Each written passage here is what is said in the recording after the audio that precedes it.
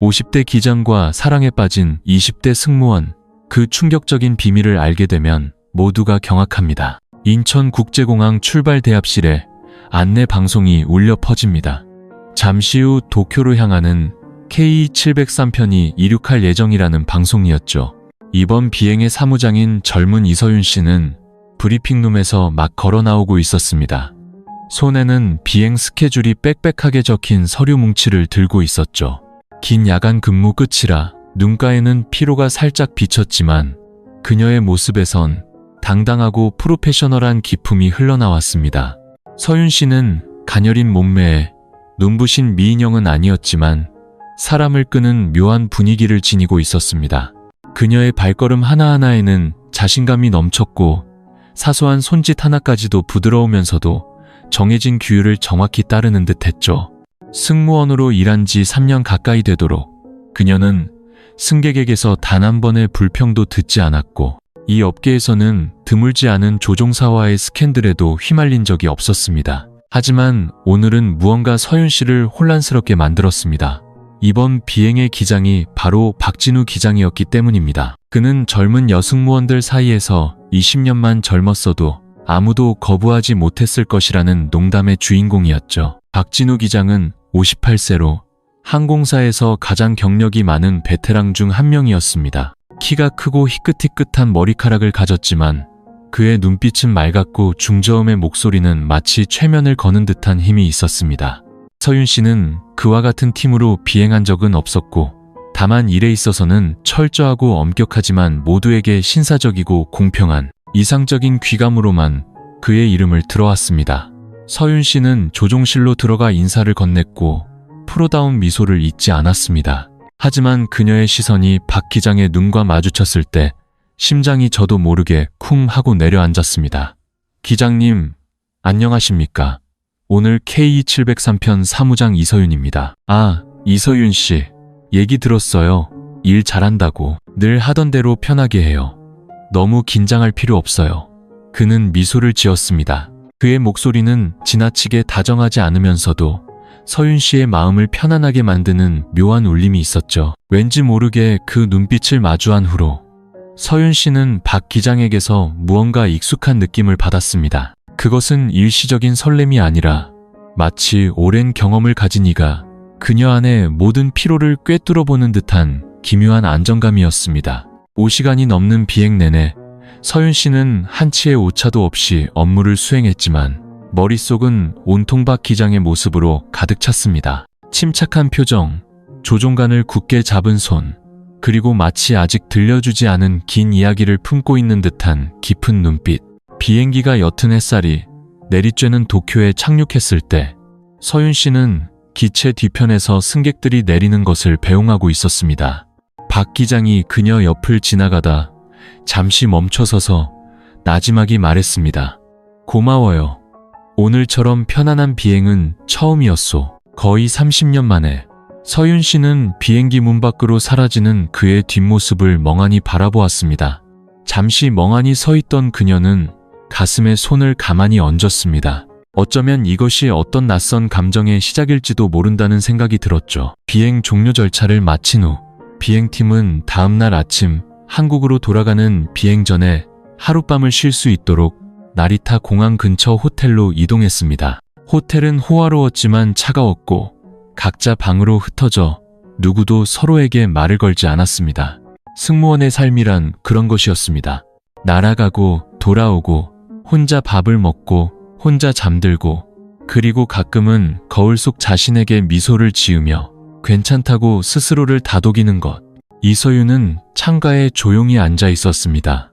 멀리 보이는 도쿄 시내의 불빛이 마치 기억의 안개처럼 아른거렸죠. 그녀는 따뜻한 차 한 잔을 들고 낮에 박 기장이 했던 말을 떠올렸습니다.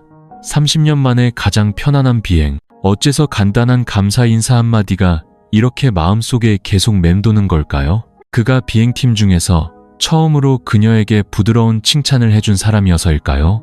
아니면 그의 그 눈빛 때문이었을까요? 서윤은 고개를 저으며 혼자 쓴 웃음을 지었습니다. 내가 지금 무슨 생각을 하는 거지? 나보다 30살도 더 많고 가정도 있었던 분인데 말도 안 돼. 하지만 심장은 늘 그렇듯 이성의 말을 듣지 않았습니다. 바로 그때 전화벨이 울렸습니다. 부기장에게서 온 메시지였죠. 누가 1층 라운지에서 차 한잔하자고 하는데 누군지 맞춰볼래요? 서윤은 미간을 찌푸리며 아무렇게나 추측했습니다. 분명 최 기장님이겠죠. 답장은 단 한 줄이었습니다. 틀렸어요. 기장님이에요. 서윤의 손이 살짝 떨렸습니다. 그녀는 찻잔을 내려놓고 정신을 차리기 위해 서둘러 욕실로 들어가 세수를 했습니다. 자신이 지금 긴장하는 건지, 호기심 때문인지, 아니면 단순히 직업적인 예의 때문인지 알 수 없었지만 거울 속 그녀의 두 뺨은 붉게 물들어 있었습니다. 호텔 1층에는 작은 일본식 찻집이 있었습니다.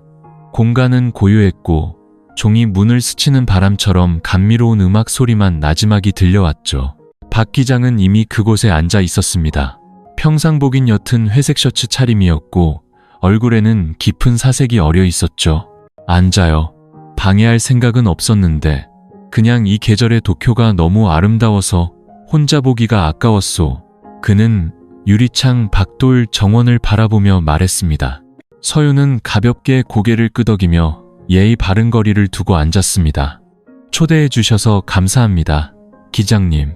그냥 진우 씨라고 불러요. 업무 시간 외에는 직급 구분하는 거 안 좋아하니까. 분위기는 천천히 흘러갔고 두 사람은 더 이상 기장과 승무원이 아닌 너무나 오랫동안 외로웠던 두 인간, 두 영혼으로서 대화를 나누기 시작했습니다. 서윤은 그녀가 10살 때 재혼한 어머니에 대해, 그리고 천둥 번개가 치는 하늘 위에서도 승객들에게 미소를 지어야 했던 밤들에 대해 이야기했습니다. 박 기장은 부기장 시절 첫 비행의 추억과 아슬아슬하게 죽음을 피했던 순간들, 그리고 아무도 모르게 조용히 끝난 결혼 생활에 대해서도 털어놓았습니다. 아들이 하나 있는데 어릴 때부터 엄마랑 같이 살았어.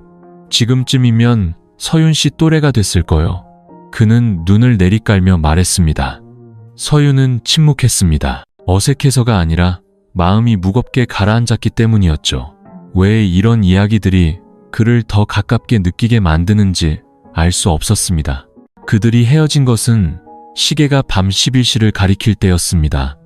엘리베이터에 오르기 전 박 기장은 서윤을 얼어붙게 만드는 한마디를 했습니다. 서윤 씨, 미래가 어떻게 될지는 모르겠지만 오늘 내 얘기를 들어줘서 고마워요. 이렇게 마음이 가벼워진 건 정말 오랜만이요. 문이 닫혔습니다. 서윤은 텅 빈 공간을 바라보았습니다. 심장에 누군가 가볍게 노크를 한 것 같았죠. 그리고 스쳐 지나가는 찰나의 순간 그녀는 깨달았습니다. 다음 비행을 기다리고 있다는 것을 목적지 때문이 아니라 한 사람 때문에. 다음날 아침 나리타 공항의 승무원 대기실 분위기는 여느 비행 때와 다름없이 평범했습니다. 이서윤은 여전히 어깨에 비스듬히 맨 푸른색 실크 스카프가 달린 승무원 유니폼을 입고 있었고 옅은 화장을 한 얼굴과 흠잡을 데 없는 프로다운 자태를 뽐냈습니다. 하지만 간밤에 뒤척이며 잠 못 이룬 것은 그녀 자신만이 알고 있었죠. 그녀는 박 기장의 눈빛을, 부드러우면서도 의미심장했던 그의 말을 계속 생각했고 그러다 이렇게 쉽게 흔들리는 자신을 자책했습니다. 그냥 감사 인사일 뿐이야. 우린 그냥 동료고 거리를 둬야 해. 비행팀이 비행기에 오를 때 박 기장은 평소처럼 진지하게 비행 안전 점검을 지시했고 그의 차분한 눈빛에서는 어떤 감정도 읽을 수 없었습니다. 서윤은 어젯밤이 아름다운 꿈이었던 것처럼 약간의 허탈감을 느꼈습니다. 그녀는 조용히 자신의 임무를 수행했습니다. 승객을 응대하고 수화물 칸을 점검하고 가끔 조종실을 힐끗 쳐다봤지만 박 기장과 눈이 마주치는 일은 없었죠. 그녀는 모든 사적인 감정을 떨쳐내려 애썼습니다. 지금은 근무 중이고 비행 중이야. 모든 것은 프로페셔널해야 해. 비행기가 대만 해협을 지날 무렵 하늘에 먹구름이 끼고 난기류로 기체가 가볍게 흔들렸습니다. 서윤은 승객 상황을 보고하기 위해 조종실로 들어갔습니다. 기장님, 객실은 전반적으로 안정적이지만 14비 좌석 승객께서 고소공포증이 있으신 것 같습니다. 안정시켜드리고 소음방지 헤드폰을 드렸습니다. 좋아요, 고마워요. 그가 말했습니다. 하지만 그의 시선은 조종 계기판에서 떠나지 않았죠. 서윤은 고개를 숙여 인사하고 돌아서려 했습니다. 하지만 막 문손잡이에 손을 댔을 때 박 기장이 갑자기 입을 열었습니다. 서윤 씨, 내가 당신을 혼란스럽게 했다면 마음에 담아두지 말아요. 어젯밤 대화는 진심이었다는 말만 하고 싶었소. 그녀는 돌아보지 않은 채 얼어붙었고 나지막이 대답했습니다. 저도 누군가의 진심에는 익숙하지 않아서요. 조종실 문이 닫혔습니다. 흔들리는 상공에서 두 개의 심장이 서로를 향해 혼란스럽게 뛰고 있었습니다. 그날 저녁 인천공항에 무사히 착륙한 후 서윤은 차를 몰아 마포구에 있는 작은 오피스텔로 돌아왔습니다. 그녀는 혼자 살았고 고양이도 화분도 키우지 않았죠. 집은 깔끔했지만 지난 몇 년간의 그녀 마음처럼 차가웠습니다. 정돈되어 있었지만 고독했죠. 서윤은 노트북을 켜 사내 메일을 확인하다가 개인적으로 표시된 메시지 하나를 발견했습니다. 발신인은 박진우 기장, 제목은 단 한 줄이었습니다. 괜찮다면 한 번 더 만날 기회를 줄 수 있겠소? 그녀는 몇 분 동안 화면 앞에서 꼼짝도 하지 않았습니다. 심장은 빠르게 뛰었지만 이성은 안 된다고 소리쳤죠. 나이도 많고 가정도 있었어. 사람들이 비난할 거고 뒷말이 무성할 거야. 하지만 그녀의 손가락은 어느새 답장 버튼으로 향했고 짧은 몇 글자를 입력했습니다. 진심이시라면 만나겠습니다. 장소는 기장님께서 정해주세요. 토요일 저녁 삼청동 깊숙한 골목에 위치한 조용한 카페, 은은한 피아노 소리와 따뜻한 노란 불빛만이 가득한 곳이었습니다. 이서윤이 들어서자 박 기장은 어느새 와서 창밖을 골똘히 바라보고 있었죠. 그들은 일 얘기를 하지 않았고 나이 차이도 언급하지 않았습니다. 그저 인생의 비바람을 각자 겪어온 두 사람으로서 따뜻한 차 한 잔과 진심 어린 눈빛에서 온기를 찾으려 애썼습니다. 내가 당신보다 많은 걸 가졌다는 거 알아요. 나이, 상처, 그리고 과거까지. 하지만 누구와 얘기하면서도 당신과 있을 때처럼 평온했던 적은 없었소. 그의 목소리는 낮고 진솔했습니다. 기장님의 과거가 두렵진 않아요. 단지 우리의 미래가 함께 걸어갈 용기가 부족할까봐 두려울 뿐이에요. 두 사람은 침묵했습니다. 더 이상 아무 말도 하지 않았지만 그들의 눈빛 속에는 소리 없이 아직 입 밖으로 나오지 않은 하나의 약속이 조용히 만들어지고 있었습니다. 그 카페에서의 만남 이후 이서윤과 박 기장 사이에는 기묘한 유대감이 형성되기 시작했습니다. 떠들썩하지도 공개적이지도 않았지만 두 사람이 서로를 향한 미묘한 감정의 영역으로 들어서고 있다는 것을 서로가 알기에는 충분했죠. 눈빛 하나만으로도 심장이 엇박자를 내는 그런 곳으로요. 그들은 자주 문자를 보내지도 매일 밤 통화를 하지도 않았지만 비행 스케줄에 박 기장의 이름이 있을 때마다 서윤은 마치 첫사랑에 빠진 사춘기 소녀처럼 마음이 설레었습니다. 그리고 신중하고 과묵하기로 소문난 박 기장은 이제 승무원 휴게실에 더 오래 머물며 멀리서 조용히 서윤을 바라보곤 했죠. 어느 달 중순의 저녁, 서울에서 싱가포르로 가는 K215편 비행에서 서윤과 박 기장은 또다시 같은 팀으로 배정되었습니다. 그녀는 일주일 전부터 그 사실을 알고 있었지만 배정 명령을 받았을 때 애써 태연한 척했습니다. 그 순간 그녀의 마음속은 원칙과 감정 사이의 치열한 전쟁터였죠. 비행기가 안정적인 순항 고도에 진입한 후 승무원들은 기내식을 준비하기 전 약 30분의 짧은 휴식 시간을 가졌습니다. 서윤이 물을 좀 마시기 위해 뒤편의 작은 주방 공간으로 들어섰을 때 뒤에서 익숙한 목소리가 들려왔습니다. 야간 비행할 때마다 피곤한 편이요? 그녀가 돌아보자 처음 만났을 때처럼 여전히 차분하고 부드러운 박 기장의 눈빛과 마주쳤습니다. 익숙해졌어요. 피곤하긴 하지만 불평할 순 없죠. 제가 불평하면 누가 절 위로해 주겠어요? 그는 그녀를 오랫동안 바라보다가 천천히 말했습니다. 들어줄 사람이 필요하다면 내가 그 사람이 될 수 있어. 두 사람 사이의 공기는 순간 굳어버린 듯 했습니다. 서윤은 얼어붙었고 가슴속에서 심장이 빠르게 뛰는 것을 느꼈습니다. 이건 착각일 뿐이라고 그저 인생 경험이 풍부한 남자에 대한 존경심일 뿐이라고 수없이 되뇌었지만 그 순간 그녀는 자신이 사랑에 빠졌다는 것을 분명히 알았습니다. 그리고 아마 그도 마찬가지였을 겁니다. 6시간의 비행 끝에 서울에 도착한 후 비행팀은 공항 후문에서 각자의 집으로 흩어졌지만 박 기장이 먼저 서윤을 데려다 주겠다고 제안했습니다. 그녀는 잠시 망설이다 고개를 끄덕였습니다. 차 안에서 그들은 많은 말을 하지 않았습니다. 그저 편안함을 느끼기에 충분한 침묵이 흘렀죠. 서윤의 오피스텔로 이어지는 작은 골목 앞에 차가 멈췄을 때 박 기장은 운전대를 가볍게 쥔 채 정면을 바라보며 불쑥 말했습니다.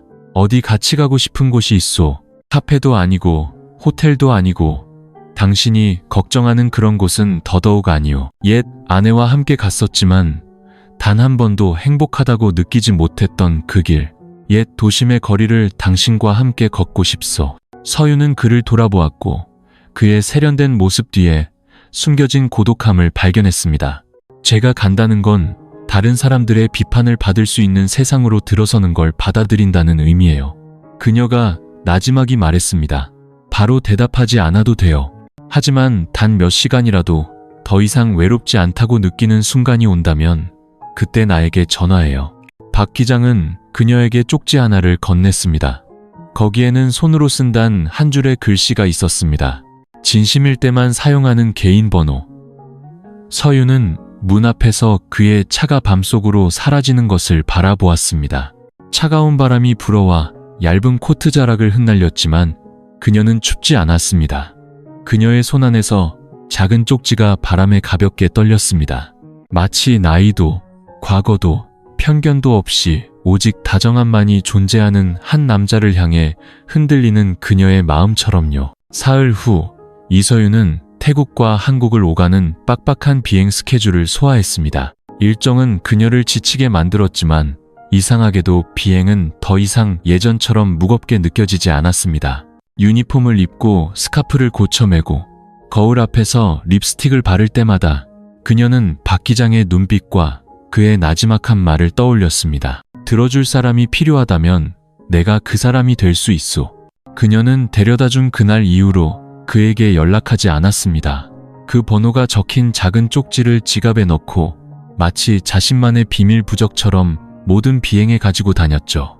그녀는 그에게 다가갈 수 없게 만드는 무언가가 있다는 것을 알았지만 동시에 돌아설 수도 없었습니다. 그날 저녁 부산에서 돌아온 비행을 마치고 서윤은 밤 11시가 넘어 집에 도착했습니다. 문을 열자마자 그녀는 골목 입구 나무 아래에 앉아 기다리는 한 사람의 그림자를 보고 굳어버렸습니다. 옅은 노란 가로등 불빛 아래 그 사람이 일어섰습니다. 그녀의 전 남자친구 민준이었습니다. 민준은 2년 전 그녀의 가장 친한 친구와 바람을 피운 사실이 발각되어 서윤의 마음을 산산조각 냈던 남자였습니다.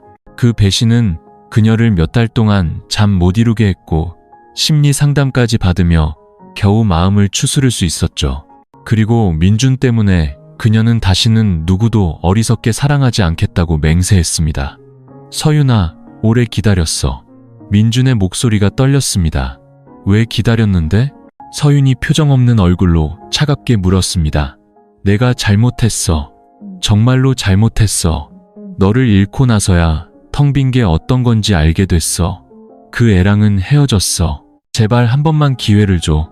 서윤은 침묵했습니다. 밤바람이 스쳐 지나가며 그녀의 옷깃 사이로 차갑게 파고들었습니다. 그녀의 머릿속에는 박 기장의 모습이 스쳐 지나갔습니다.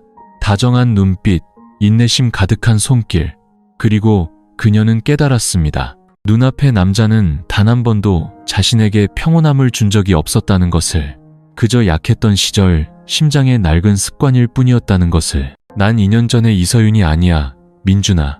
그리고 외로움이 무서워서 남자가 필요한 그런 여자도 아니고. 그녀가 부드럽게 대답했습니다. 그럼 다른 사람이라도 생긴 거야? 민준이 눈빛이 어두워지며 물었습니다. 서윤은 대답하지 않았습니다. 그녀는 돌아서서 문을 열고 집으로 들어갔고 민준은 어둠 속에 홀로 남겨졌죠. 그녀의 마음은 흔들리지 않았습니다. 아프지도 슬프지도 않았고 오히려 이상할 정도로 명확해졌습니다. 그녀는 과거의 어둠에서 걸어 나온 것이었습니다. 그날 밤 샤워를 마친 후 서유는 지갑에서 익숙한 글씨체의 작은 쪽지를 꺼냈습니다. 그녀는 망설이다가 번호를 눌렀습니다. 신호음이 3번 울린 후 박 기장의 목소리가 들려왔습니다. 여전히 따뜻하고 부드러웠죠. 네, 접니다. 서유는 살짝 웃었고 목소리에는 감동이 섞여 있었습니다. 아직 약속이 유효하다면 기장님과 한번 걷고 싶어요. 카페도 호텔도 말고요. 그냥 걷기만요. 전화기 저편에서 박 기장은 몇 초간 침묵하더니 대답했습니다. 지금 종로의 한 거리에서 당신을 기다리고 있소. 빵 2개랑 레모네이드 1병 사놨소. 서유는 웃음을 참지 못했고 눈물이 글썽였습니다. 그럼 갈게요. 근데 어디 가지 말고 계세요. 또 길을 잃을까봐 무서워요. 한밤중 서울의 옛거리는 한적했습니다.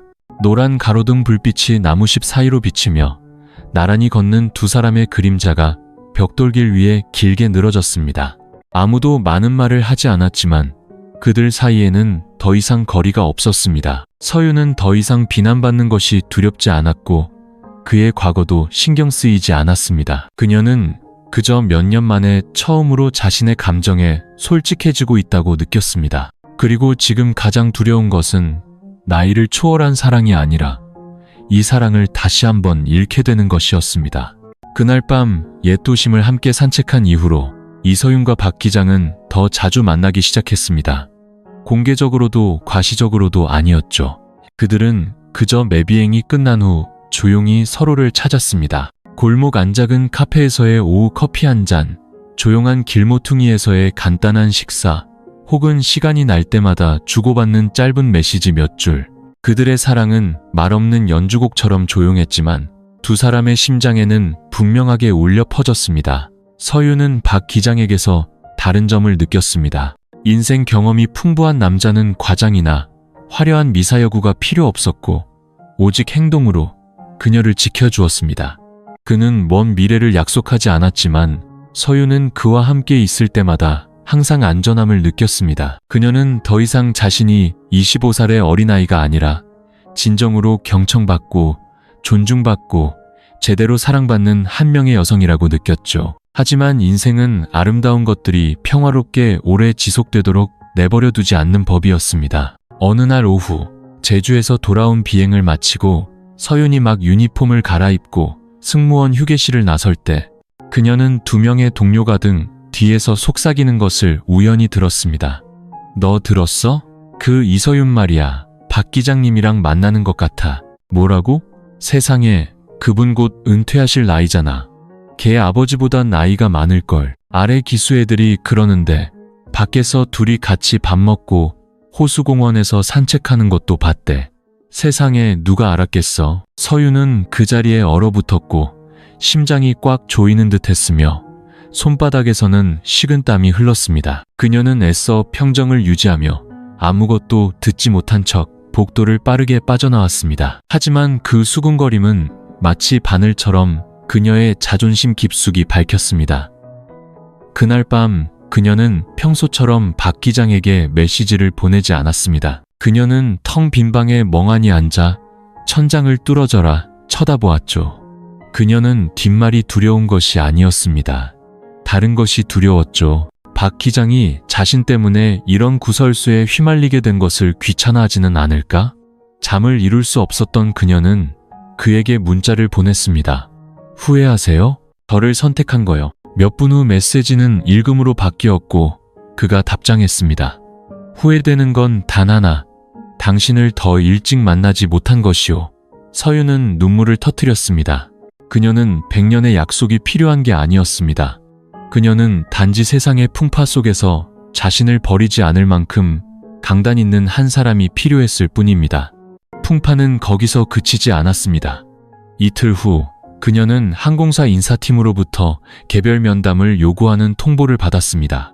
회의실에서 한 고위 관리자가 엄한 목소리로 말했습니다. 이서윤 씨, 상사인 박진우 기장과 부적절한 관계를 맺고 있다는 제보를 받았습니다. 구체적인 증거는 없지만 이는 회사 이미지에 영향을 미칠 수 있는 사안이니 본인의 행동을 심각하게 재고하길 바랍니다.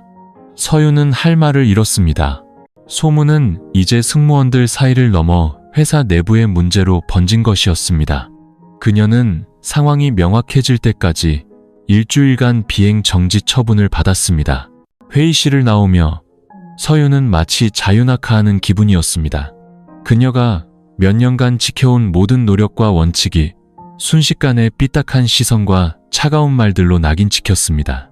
그날 저녁 박 기장이 전화를 걸었을 때 그녀는 받지 않았습니다. 그의 목소리를 들으면 눈물을 참을 수 없을 것 같았기 때문이죠. 그가 이 사실을 알게 되면 징계를 받고 30년 동안 지켜온 명예로운 자리를 잃게 될까봐 두려웠습니다. 하지만 그녀가 가장 절망적인 순간 문을 두드리는 소리가 들렸습니다. 서윤이 문을 열자 박 기장이 말없이 서 있었습니다. 그는 그녀에게 서류 뭉치 하나를 건넸습니다. 조기 퇴직 신청서였습니다. 그는 그녀를 바라보았습니다. 그의 눈에는 슬픔이 역력했지만 단호했습니다. 당신이 여론의 한가운데 혼자 서 있게 하고 싶지 않았소. 그리고 우리의 사랑이 당신에게 짐이 되는 것도 원치 않소. 하지만 기장님은 모든 걸 잃게 되실 거예요. 서윤이 목맨 소리로 말했습니다. 아니, 나는 의자 하나를 버리는 것뿐이요. 하지만 당신은 내가 지키고 싶은 내 인생 전부요. 서윤은 울음을 터뜨리며 그를 힘껏 껴안았습니다. 밖은 여전히 시끄러웠지만 이 작은 방 안에는 세상을 등지고 서로의 편에 서기로 선택한 두 사람이 있었습니다. 박진우 기장은 공식적으로 조기 퇴직 신청서를 제출했고 거의 30년간 몸담았던 항공사와의 모든 관계를 끊었습니다. 그 소식은 기름이 번지듯 빠르게 퍼져나갔습니다. 아쉬워하는 사람도 있었고 수군거리는 사람도 있었으며 부적절하다고 여겨지는 사랑 때문에 너무 약해졌다고 그를 비난하는 사람도 있었습니다.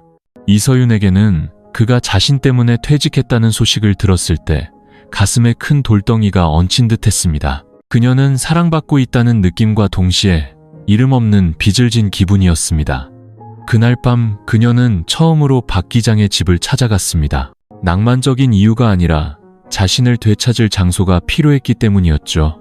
박 기장의 아파트는 종로구의 한 오래된 빌라에 있었습니다. 화려하거나 번쩍이지는 않았지만 깨끗하고 정돈되어 있으며 따뜻함이 가득했죠. 책장에는 소설책이 가득했고 몇 개의 낡은 액자와 함께 나무 장식장 한가운데에 특별한 사진 하나가 놓여 있었습니다. 졸업가운을 입은 젊은 남자의 사진이었죠. 서윤은 무심코 그 사진을 집어들었습니다. 내 아들이요. 박 기장이 말했습니다. 그의 눈빛에는 죄책감이 서려 있었죠. 이름은 민준이요. 서윤은 그 자리에 얼어붙었습니다. 마치 전기가 흐르는 것처럼 손이 떨렸죠. 방금 뭐라고? 그녀가 더듬거렸습니다. 이름이 민준이라고. 올해 29살인데 어릴 때 엄마가 데리고 이민 갔다가 나중에 서울로 돌아와서 사업을 하고 있어. 그는 서윤의 창백한 얼굴을 눈치채지 못한 채 말했습니다. 서윤은 한 걸음 뒤로 물러서며 입술을 굳게 다물었습니다. 그녀는 사진을 뚫어져라 쳐다보았습니다. 그 눈빛, 그 윤곽, 바로 몇 년 전 자신을 배신했던 전 남자친구 민준이었습니다. 틀림없었습니다. 그녀는 심장이 산산조각 나는 것 같았습니다. 박 기장은 서윤이 떨며 창백해진 것을 보고 놀랐습니다. 그는 가까이 다가와 걱정스럽게 물었습니다. 왜 그래요? 어디 안 좋아요? 서윤은 그를 바라보았고 눈가가 붉어졌습니다. 제 전 남자친구 이름도 민준이었어요. 그리고 저 얼굴 바로 그 사람이에요. 방은 공기가 다 빠져나간 듯 고요해졌습니다. 박 기장은 충격에 빠져 의자에 주저앉았습니다. 그의 얼굴은 놀라움 때문이 아니라 벗겨진 고통 때문에 굳어 있었습니다. 몰랐소. 두 사람이 아는 사이였다는 건 전혀 몰랐소. 나와 그의 엄마는 걔가 어릴 때 헤어졌고 걔는 외국에서 자라서 집에 거의 오지 않았지. 우리 부자 관계도 냉랭했소. 서윤은 얼어붙은 채 바닥에 주저앉아 두 손으로 머리를 감쌌습니다. 모든 기억이 밀려왔습니다. 배신당하고 모욕당하고 버려졌던 순간들. 이제 와서 그 당시 자신을 가장 아프게 했던 사람이 현재 가장 사랑하는 남자의 아들이라니 너무나 잔인한 아이러니였습니다. 일주일 후 서윤은 박 기장을 만나지 않았습니다. 그녀는 이유 없이 휴가를 냈죠. 자신의 감정을 정리하고 사랑을 분노와 원망과 섞지 않을 시간이 필요했습니다. 그 사이 민준이 갑자기 나타났습니다. 그는 그녀에게 만나자고 전화했죠. 민준의 목소리에는 그녀를 불안하게 만드는 무언가가 있었습니다. 그들은 호숫가 근처 작은 카페에서 만났습니다. 민준은 여전히 세련된 모습이었지만 이번에는 그의 눈빛에 차가운 계산이 담겨 있었죠. 서윤아, 네가 누구랑 만나는지 알아. 소문이 회사 내부에 쫙 퍼졌더라. 근데 그게 우리 아버지일 줄은 몰랐겠지. 서윤은 평정을 유지했지만 속은 파도가 치고 있었습니다. 뭘 원하는데? 그녀가 날카롭게 물었습니다. 민준은 커피를 한 모금 마시고 몸을 숙여 나지막이 말했습니다. 나랑 너의 과거 이야기가 터지면 내 커리어는 어떻게 될 것 같아? 애인한테 속고 나서 그 배신자의 아버지랑 사귀는 승무원이라 지금 나 협박하는 거야? 민준은 옅게 웃으며 목소리를 낮췄습니다. 아니, 그냥 알려주는 거야. 조용히 지내고 싶으면 우리 아버지 곁에서 떠나. 서윤은 주먹을 꽉 쥐었고 손톱이 살갗을 파고들었지만 울지도 무너지지도 않았습니다. 그녀는 일어서서 민준의 눈을 똑바로 쳐다보았습니다. 옛날엔 내가 약해서 너한테 상처받았지만 지금은 더 이상 무섭지 않아. 그리고 싸우고 싶으면 한번 해봐. 난 이미 모든 걸 한번 잃어봤어. 더 이상 두려울 게 없다고. 서윤은 등을 돌려 떠났고 민준은 멍하니 앉아 있었습니다. 그녀의 눈에는 더 이상 상처받은 소녀가 아니었습니다. 과거와 맞서고 진정한 사랑을 지킬 줄 아는 성숙한 여성이었죠. 이서윤은 단호한 발걸음으로 카페를 나섰지만 마음은 포효하는 바다와 같았습니다. 그녀는 예전에 자신을 배신했던 민준과 이렇게 잔인한 상황에서 마주하게 될 줄은 상상도 못했습니다. 그리고 이제 그는 단순한 과거의 남자가 아니라 그녀가 사랑하는 사람의 아들이었습니다. 그날 저녁 그녀는 방에 조용히 앉아 휴대폰을 들었지만 박 기장에게 전화할 용기가 나지 않았습니다. 그가 상처받을까봐, 자신에게 왜 일찍 말하지 않았냐고 책망할까봐 두려웠습니다. 그리고 무엇보다 그가 자신의 인생에서 가장 중요한 두 사람, 아들과 사랑하는 여자 사이에서 갈등해야 할까봐 두려웠습니다. 하지만 그때 그가 먼저 전화를 걸어왔습니다. 서윤 씨, 다 들었소. 그의 목소리는 차분했고 책망도 놀라움도 없이 그저 가벼운 한숨 같았습니다. 서윤은 침묵했습니다. 오늘 민준이를 만났소. 전부 다 얘기하더군. 어떻게 생각하세요? 그녀가 목맨 소리로 물었습니다. 마음이 아팠소. 당신이 그 녀석과 사귀었다는 것 때문이 아니라 아버지로서 아들이 어떤 사람인지 한 번도 제대로 이해하지 못했다는 사실 때문에. 그 녀석이 엄마를 버린 나를 원망하는 건 알았지만 다른 사람에게 상처를 주는 최악의 방식으로 자신의 명예를 지키려 할 줄은 몰랐소. 서윤은 눈물을 터뜨렸습니다. 눈물은 멈추지 않았죠. 가장 아픈 사람이 그였다는 사실에 놀랐습니다. 기장님이 저 때문에 아들을 잃는 건 원치 않아요. 서윤 씨, 내 말 들어요. 그의 목소리가 단호해졌습니다. 민준이는 당신 때문에 잃은 게 아니오. 그 녀석은 자기 자신밖에 모르는 삶을 선택했을 때부터 이미 나를 떠났소. 그리고 당신은 내가 아직 진정으로 살아있다고 느끼게 해주는 유일한 이유요. 침묵이 흘렀습니다. 서윤은 두 손에 얼굴을 묶고 흐느꼈습니다. 하지만 이번에는 고통 때문이 아니었습니다.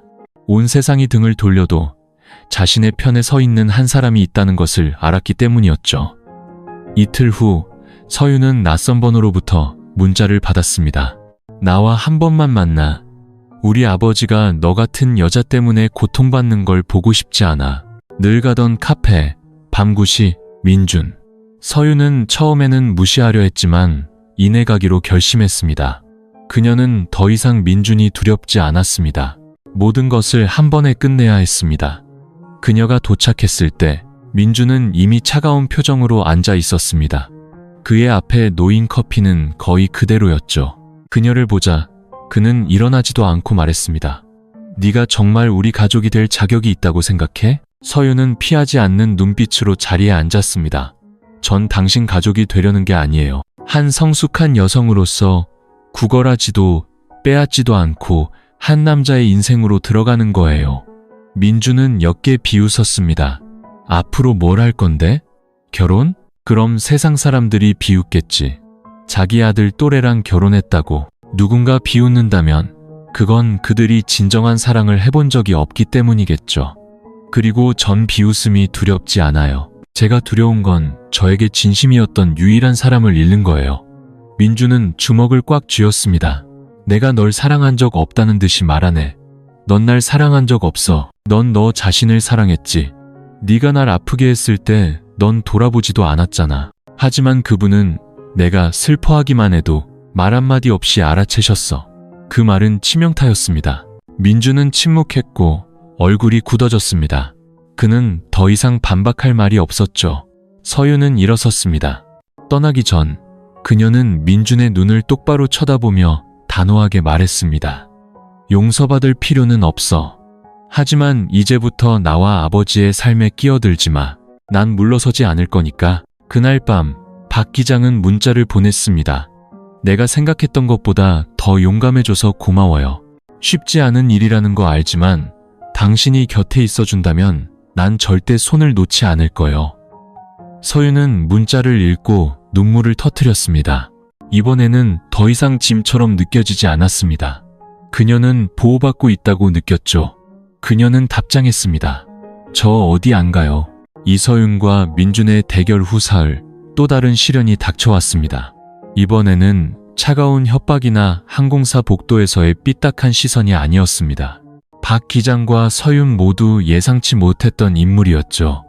민준의 어머니, 즉 박 기장의 전처인 윤혜진 씨였습니다. 혜진 씨는 외교관 출신으로 은퇴 후 삼청동의 큰 저택에서 조용히 살고 있었습니다. 이혼 후 몇 년 동안 그녀는 아들 민준 때문에 연락을 유지할 뿐 박 기장과는 거의 교류가 없었죠. 과거의 결혼 생활이 조용히 끝났지만 그녀의 마음속 깊은 곳에는 아직 아물지 않은 상처가 있었습니다. 그날 서윤이 공항에서 집으로 막 돌아왔을 때 낯선 번호로 전화가 걸려왔습니다.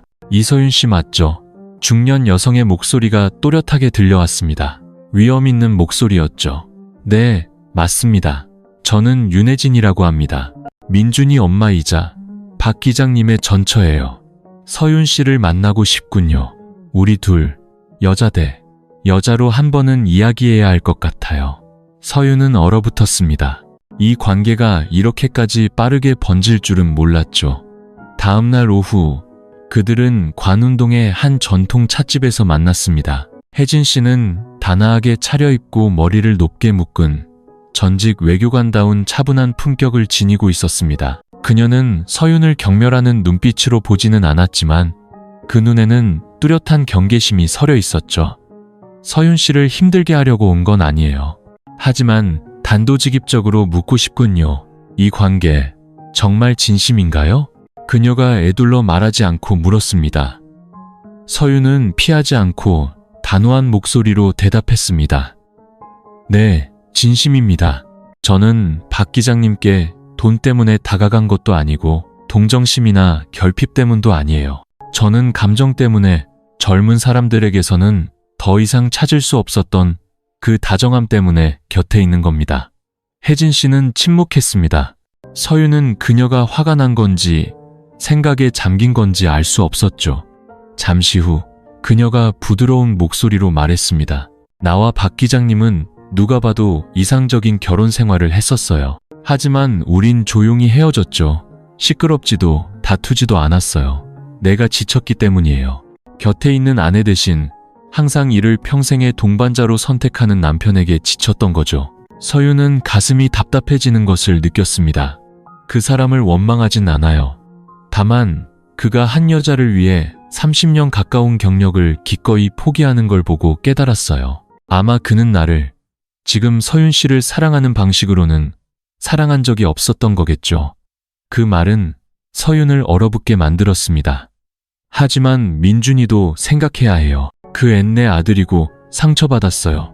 자기가 사랑했던 사람이 이제 와서 자기 아버지를 사랑한다는 걸 받아들이지 못하고 있죠. 혜진 씨의 목소리가 낮아졌습니다. 서윤은 마른 침을 삼키며 애써 평정을 유지했습니다. 저는 어떤 것도 망가뜨릴 생각은 없습니다. 하지만 제가 다른 사람의 잘못에 대한 대가를 치러야 한다고는 생각하지 않아요. 제가 먼저 민준 씨에게 다가간 것도 아니고 누구에게 복수하기 위해 박 기장님을 선택한 것도 아니에요. 저는 수많은 상처 끝에 그저 제 마음을 따랐을 뿐입니다. 혜진 씨는 오랫동안 침묵했습니다. 마침내 그녀는 자리에서 일어나 천천히 말했습니다. 사랑도 때로는 멈춰야 할 때가 있다는 걸 깨닫는 날이 온다면 오늘 이 대화를 기억해줘요. 그리고 그녀는 떠났고 서윤은 그 자리에 조용히 하지만 약하지 않은 모습으로 남았습니다. 그날 저녁 박 기장이 그녀를 찾아왔습니다. 그는 창가에 앉아 거리의 분주한 차들을 바라보았죠. 그가 말했습니다. 나와 혜진 씨는 거리감 때문에 헤어졌소. 배신 때문이 아니었지. 하지만 그녀 마음속에는 항상 버려졌다는 느낌이 있었다는 걸 알아요. 그리고 민준이는 단 한 번도 나를 진정으로 용서한 적이 없소. 아마 이제 당신도 그 압박을 견뎌야 할 거요. 서윤은 그의 손을 잡으며 말을 끊었습니다. 저는 그분의 시선이 두렵지 않아요. 제가 두려운 건 언젠가 기장님이 옛날처럼 곁에 있는 사람을 지키는 대신 침묵을 선택하게 되는 날이에요. 박 기장은 그녀를 바라보았고 그의 눈에는 고마움이 가득했습니다. 난 다시 시작하기엔 너무 늙었소. 하지만 앞으로 10년을 더 살 수 있다면 그 10년은 내가 과거의 사람들에게 빚졌던 모든 진심과 다정함으로 당신과 함께 살고 싶소. 서윤은 그의 어깨에 머리를 기댔고 눈가가 붉어졌습니다. 그녀는 자신이 실수도 하고 조용히 상처를 겪어온 남자와 사랑에 빠졌다는 것을 알았습니다. 하지만 그는 이제 옳은 것을 지킬 줄 아는 사람이었습니다. 윤혜진 씨와의 만남 이후 모든 것이 잠잠해질 것이라 생각했지만 인생은 그렇게 단순하지 않았습니다. 거대한 파도가 터질 날을 기다리며 조용히 밀려오고 있었고 그 파도를 일으킨 것은 다름 아닌 민준이었습니다. 불과 며칠 후 승무원과 조종사들의 뒤이야기를 전문으로 다루는 한 대형 커뮤니티 페이지에 익명의 게시물이 올라왔습니다. 찻집에서 함께 있는 이서윤과 박 기장을 몰래 찍은 사진과 함께 악의적인 글이 덧붙여져 있었죠. 젊은 승무원, 전 남친의 아버지인 60대 기장과 부적절한 관계, 항공사 뒤흔 등 충격적인 스캔들. 과연 이것은 사랑일까? 아니면 미래를 위한 거래일까? 게시물은 순식간에 뜨거운 화제가 되었고 몇 시간 만에 수천 번 공유되었습니다. 댓글창은 온갖 경멸과 비아냥, 조롱으로 가득 찼습니다. 얼굴이 안 되면 수작질이라도 해야지. 요즘 승무원들은 도덕보다 직급을 더 중요하게 생각하나 보네. 전 남친의 아버지까지 사랑하다니. 대체 어떤 종류의 인간이야. 이서윤은 새로운 항공사의 시범 비행에 참여하려던 참에 그 소식을 접했습니다. 휴대폰을 든 그녀의 얼굴은 창백해졌고 입술은 떨렸습니다. 그녀가 지키려 했던 이미지, 조용히 살아온 모든 원칙이 이제 사람들에게 무자비하게 파헤쳐지는 웃음거리가 된 것 같았죠. 소식은 항공업계 전체로 빠르게 퍼져나갔습니다. 서윤을 아끼던 사람들은 침묵했고 몇몇 지인들은 안타까운 눈빛으로 그녀를 바라봤으며 동료들은 한숨을 쉬었습니다.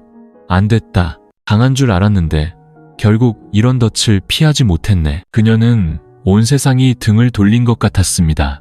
울고 싶고 소리치고 싶고 서울에서 사라지고 싶었죠. 하지만 바로 그때 폭풍우 뒤에서 한 줄기 빛이 비쳤습니다. 박 기장이 즉시 그녀를 보호하고 나선 것이었습니다. 몇 년 동안 사용하지 않던 개인 SNS 계정에 그는 기품 있는 글을 올렸습니다. 전직 기장 박진우입니다. 저와 이서윤 씨는 어떤 이익이나 도덕적 문제 없이 진지하게 사랑하는 관계임을 밝힙니다. 만약 여론이 책임질 사람을 찾는다면 제 이름을 부르십시오. 하지만 누군가 이 일을 개인적인 잘못을 덮기 위한 수단으로 사용하려 한다면 자신이 먼저 폭로당하기 전에 멈추는 것이 좋을 겁니다. 여론은 두 갈래로 나뉘기 시작했습니다.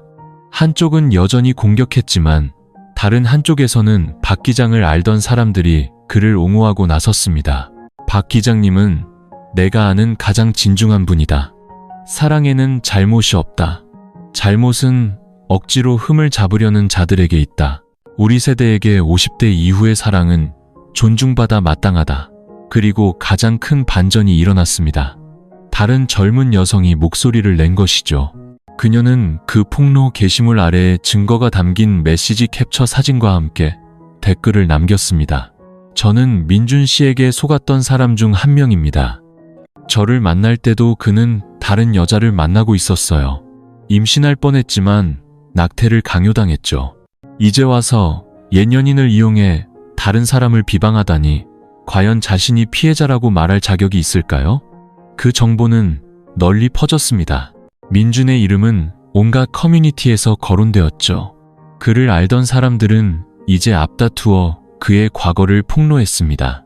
불성실한 사업 방식, 이중적인 인격, 감정을 이용해 여성을 조종하는 수법까지 여론은 즉시 뒤집혔습니다. 처음에 폭로글은 조용히 삭제되었죠. 페이지 운영자는 두루뭉술한 사과문을 올렸지만 서윤에게 그 글이 남긴 상처는 여전히 생생했습니다. 그날 밤 박 기장이 그녀를 찾아왔습니다. 그는 많은 말을 하지 않고 그저 그녀를 꽉 안아주었습니다. 더 일찍 지켜주지 못해 미안하오. 내가 너무 안일했소. 우리의 사랑이 조용하면 아무도 모를 거라 생각했지. 하지만 모든 것을 다시 걸어야 한다 해도 난 여전히 당신을 선택할 거요. 서윤은 울었지만 이번 눈물은 더 이상 약함이 아니었습니다. 안도감이었죠. 그녀는 서서히 아물어가는 상처와 편견으로 가득한 사회 속에서 깨달았습니다. 오직 진정한 사랑만이 사람을 끝까지 가게 만들 수 있다는 것을요. 그 모든 폭풍우가 지나간 후 이서윤과 박 기장은 진지하게 대화하기 위해 마주 앉았습니다. 더 이상 감정에 휩쓸린 만남이 아니라 갈림길에 선 두 성인으로서 분명하고 솔직한 대화를 나누기 위해서였죠. 함께 계속 나아가거나 아니면 더 이상의 상처를 주지 않기 위해 멈추거나. 그날 오후 발코니 햇살이 가득한 작은 방에서 박 기장은 조용히 차를 우렸고 서윤은 창가에 앉아 있었습니다. 그녀의 시선은 먼 곳을 향했고 얼굴은 전보다 수척해졌지만 눈빛은 오히려 더 맑아졌습니다. 마치 폭풍우를 지나 평온함을 배운 사람처럼요. 피곤하지 않소? 그가 물었습니다. 하지만 이렇게까지 진실하게 살아본 적은 없었던 것 같아요. 서윤이 대답하고는 진지하게 그를 바라보았습니다. 어머님과 그리고 민준 씨와 마지막으로 한 번 더 이야기하고 싶어요. 그 후에도 저를 미워하신다면 더 이상 애쓰지 않을 거예요. 하지만 말은 해야겠어요. 박 기장은 조용히 고개를 끄덕였습니다. 그는 서윤이 승낙을 구하는 것이 아니라 어중간한 상태로 살지 않기 위해 모든 것을 명확히 하려는 것임을 이해했습니다. 약속은 어느 일요일 아침 윤혜진 씨의 집에서 이루어졌습니다. 꽃과 책으로 가득한 낡았지만 우아한 저택이었죠. 시간의 흐름이 몇 박자 느리게 가는 듯한 곳이었습니다. 혜진 씨는 거실 중앙 의자에 앉아 있었고 왼쪽에는 여전히 차가운 눈빛의 민준이, 오른쪽에는 서윤을 위한 빈 의자가 놓여 있었습니다. 서윤은 안으로 들어와 정중하게 고개를 숙였습니다. 그녀의 얼굴에는 두려움도 지나친 강인함도 없이 부드럽고 예의 바른 모습이었죠. 만나주셔서 감사합니다. 어머님, 그리고 민준 씨도요. 침묵이 흘렀습니다. 혜진 씨가 차를 한 모금 마시고 먼저 입을 열었습니다. 두 사람을 막을 생각은 없어요. 하지만 그 결과를 생각해봤는지 알고 싶군요. 자신보다 30살이나 많은 사람, 그리고 과거에 자신에게 상처를 줬던 사람과 평생을 함께하는 것 말이에요. 서윤은 고개를 끄덕였습니다. 생각해봤어요. 심지어 포기하고 싶을 만큼 두려웠죠. 하지만 저를 가장 상처 입혔던 건 나이나 과거가 아니라 사람들이 많은 곳에서 제 손을 잡아주지 못하는 것이었어요. 하지만 박 기장님은 그러셨어요. 민준이 비웃었습니다. 용감한 걸까? 어리석은 걸까? 젊은 여자애 하나 기쁘게 해주려고 경력도 명성도 다 버리고. 서윤은 민준을 똑바로 쳐다보았습니다. 처음으로 두려움이나 원망 없이요. 넌 내가 모든 남자에 대한 신뢰를 잃게 만들었지만 내 아버지는 내가 다시 믿게 만들어주셨어. 아무도 그분에게 날 선택하라고 강요하지 않았어. 그분은 나보다 더 편하고 문제없는 사람을 선택할 수도 있었지. 하지만 그분은 모든 상처와 복잡한 과거를 가진 나를 선택했어. 그러니 넌 비아냥거릴 자격이 없어. 방은 조용해졌습니다. 민주는 주먹을 꽉 쥐었지만 대답하지 않았습니다. 그의 눈빛에는 분노가 아닌 어쩌면 무력감이 스쳐 지나갔습니다. 혜진 씨가 찻잔을 내려놓으며 목소리를 부드럽게 했습니다. 이 집에 발을 들이는 순간 많은 뒷말을 감당해야 할 거라는 거 알죠? 지치고 왜 굳이 들어왔을까 하고 자신을 원망하는 순간도 올 거예요. 정말 준비됐나요? 서윤은 깊은 숨을 들이쉬고 고개를 끄덕였습니다. 박 기장님과 평생을 함께할 수 있을지는 확신할 수 없어요. 하지만 한 가지는 확실해요. 만약 여기서 멈춘다면 평생 후회할 거라는 걸요. 혜진 씨는 더 이상 아무 말도 하지 않았습니다. 그녀는 그저 서윤 뒤에 서 있는 박 기장을 바라보았습니다. 한때 사랑했고 미워했고 이제는 체념 속에서 놓아주는 한 여자의 눈빛이었죠. 만남은 끝났습니다. 다툼도 눈물도 화해의 포옹도 없었죠. 하지만 서윤에게는 그것으로 충분했습니다. 그날 저녁 박 기장과 서윤은 늘 하던 습관처럼 자전거를 끌고 산책에 나섰습니다. 4월의 날씨는 쌀쌀했고 어린 나무잎 사이로 바람이 부드럽게 불었습니다. 괜찮소? 그가 그녀의 손을 가볍게 잡으며 물었습니다. 괜찮아요. 아플 줄 알았는데 아니에요. 그냥 가벼워요. 그는 웃었습니다. 평생을 살아오다 이제야 마음의 평화를 찾은 남자의 미소였죠. 서윤은 그의 어깨에 머리를 기대며 나지막이 말했습니다. 모든 사람이 인정해주지 않아도 돼요. 그저 기장님이 제 손을 놓지 않으면 그걸로 충분해요. 노란 가로등 불빛 아래 두 사람은 말없이 계속 걸었습니다. 더 이상 어떤 말도 필요 없었죠. 사랑이 충분히 깊어지면 많은 언어가 필요 없으니까요. 두 사람이 손을 잡고 있는 한 밖에서 아무리 많은 말이 들려와도 그들을 멈추게 할 수는 없었습니다. 혜진 씨와 민준과의 운명적인 만남 후 3개월, 이서윤과 박 기장의 삶은 새로운 장으로 접어들었습니다. 더 이상 숨기지도 조심스럽게 행동하지도 않았죠. 그들은 요란하게 공개하지도 언론에 해명하지도 않고 그저 자신들의 선택에 충실하게 살았습니다. 매일 아침 박 기장은 일찍 일어나 차를 우리고 화초에 물을 주며 가끔은 낡은 스쿠터로 서윤을 출근시켜 주었습니다. 서윤은 잠시 비행을 쉰 후 예전 항공사로 돌아가지 않고 젊은 승무원들을 위한 서비스 마인드 교육센터를 열기로 결심했습니다. 오랫동안 꿈꿔왔지만 감히 실행하지 못했던 일이었죠. 센터는 처음에는 한 작은 건물의 3층을 빌린 작은 공간에 불과했습니다. 서윤은 저녁에 강의하고 낮에는 직접 교재를 디자인하고 수강생들의 메시지에 답하며 직접 자료를 인쇄하러 다녔습니다. 화려하지도 꿈 같지도 않았지만 그녀가 온 마음을 다해 선택한 삶이었습니다. 박 기장은 처음에는 쉴 생각이었지만 서윤이 밤늦게 지쳐 침대에 쓰러져 말 한마디 못할 정도로 바쁜 것을 보고 조용히 그녀를 돕기 시작했습니다. 그는 승객 심리 및 비상 상황 대처 수업을 무료로 가르쳤습니다. 30년의 경험을 살려 그가 들려주는 생생한 이야기들은 수강생들을 숨죽이게 만들었죠. 어떤 날 저녁에는 수강생이 단 7명뿐이었지만 그들은 마치 수백 명 앞에서처럼 열정적으로 강의했습니다. 비 오는 날 갑자기 정전이 되어도 서윤은 손전등을 들고 수업을 마쳤습니다. 박 기장은 교실 뒤편에 앉아 조용히 그녀를 바라보았죠. 깜빡이는 불빛 속에서도 그녀의 눈은 바람 앞에 촛불처럼 밝게 빛났습니다. 여론은 점차 잠잠해졌습니다. 성실하게 일하고 누구에게도 해를 끼치지 않는 두 사람을 미워할 이유를 찾지 못하자 수군거림은 사라졌습니다. 민주는 온라인에서 비난을 받은 후 완전히 자취를 감췄죠. 혜진 씨는 가끔 서윤에게 조용히 안부를 묻는 문자를 보냈습니다. 마치 이해하고 용서하고 받아들이기 위해 더 많은 시간이 필요한 사람처럼요. 어느 늦은 밤 서윤이 새 강의안을 정리하고 있을 때 박 기장이 따뜻한 우유 한 잔을 들고 들어왔습니다.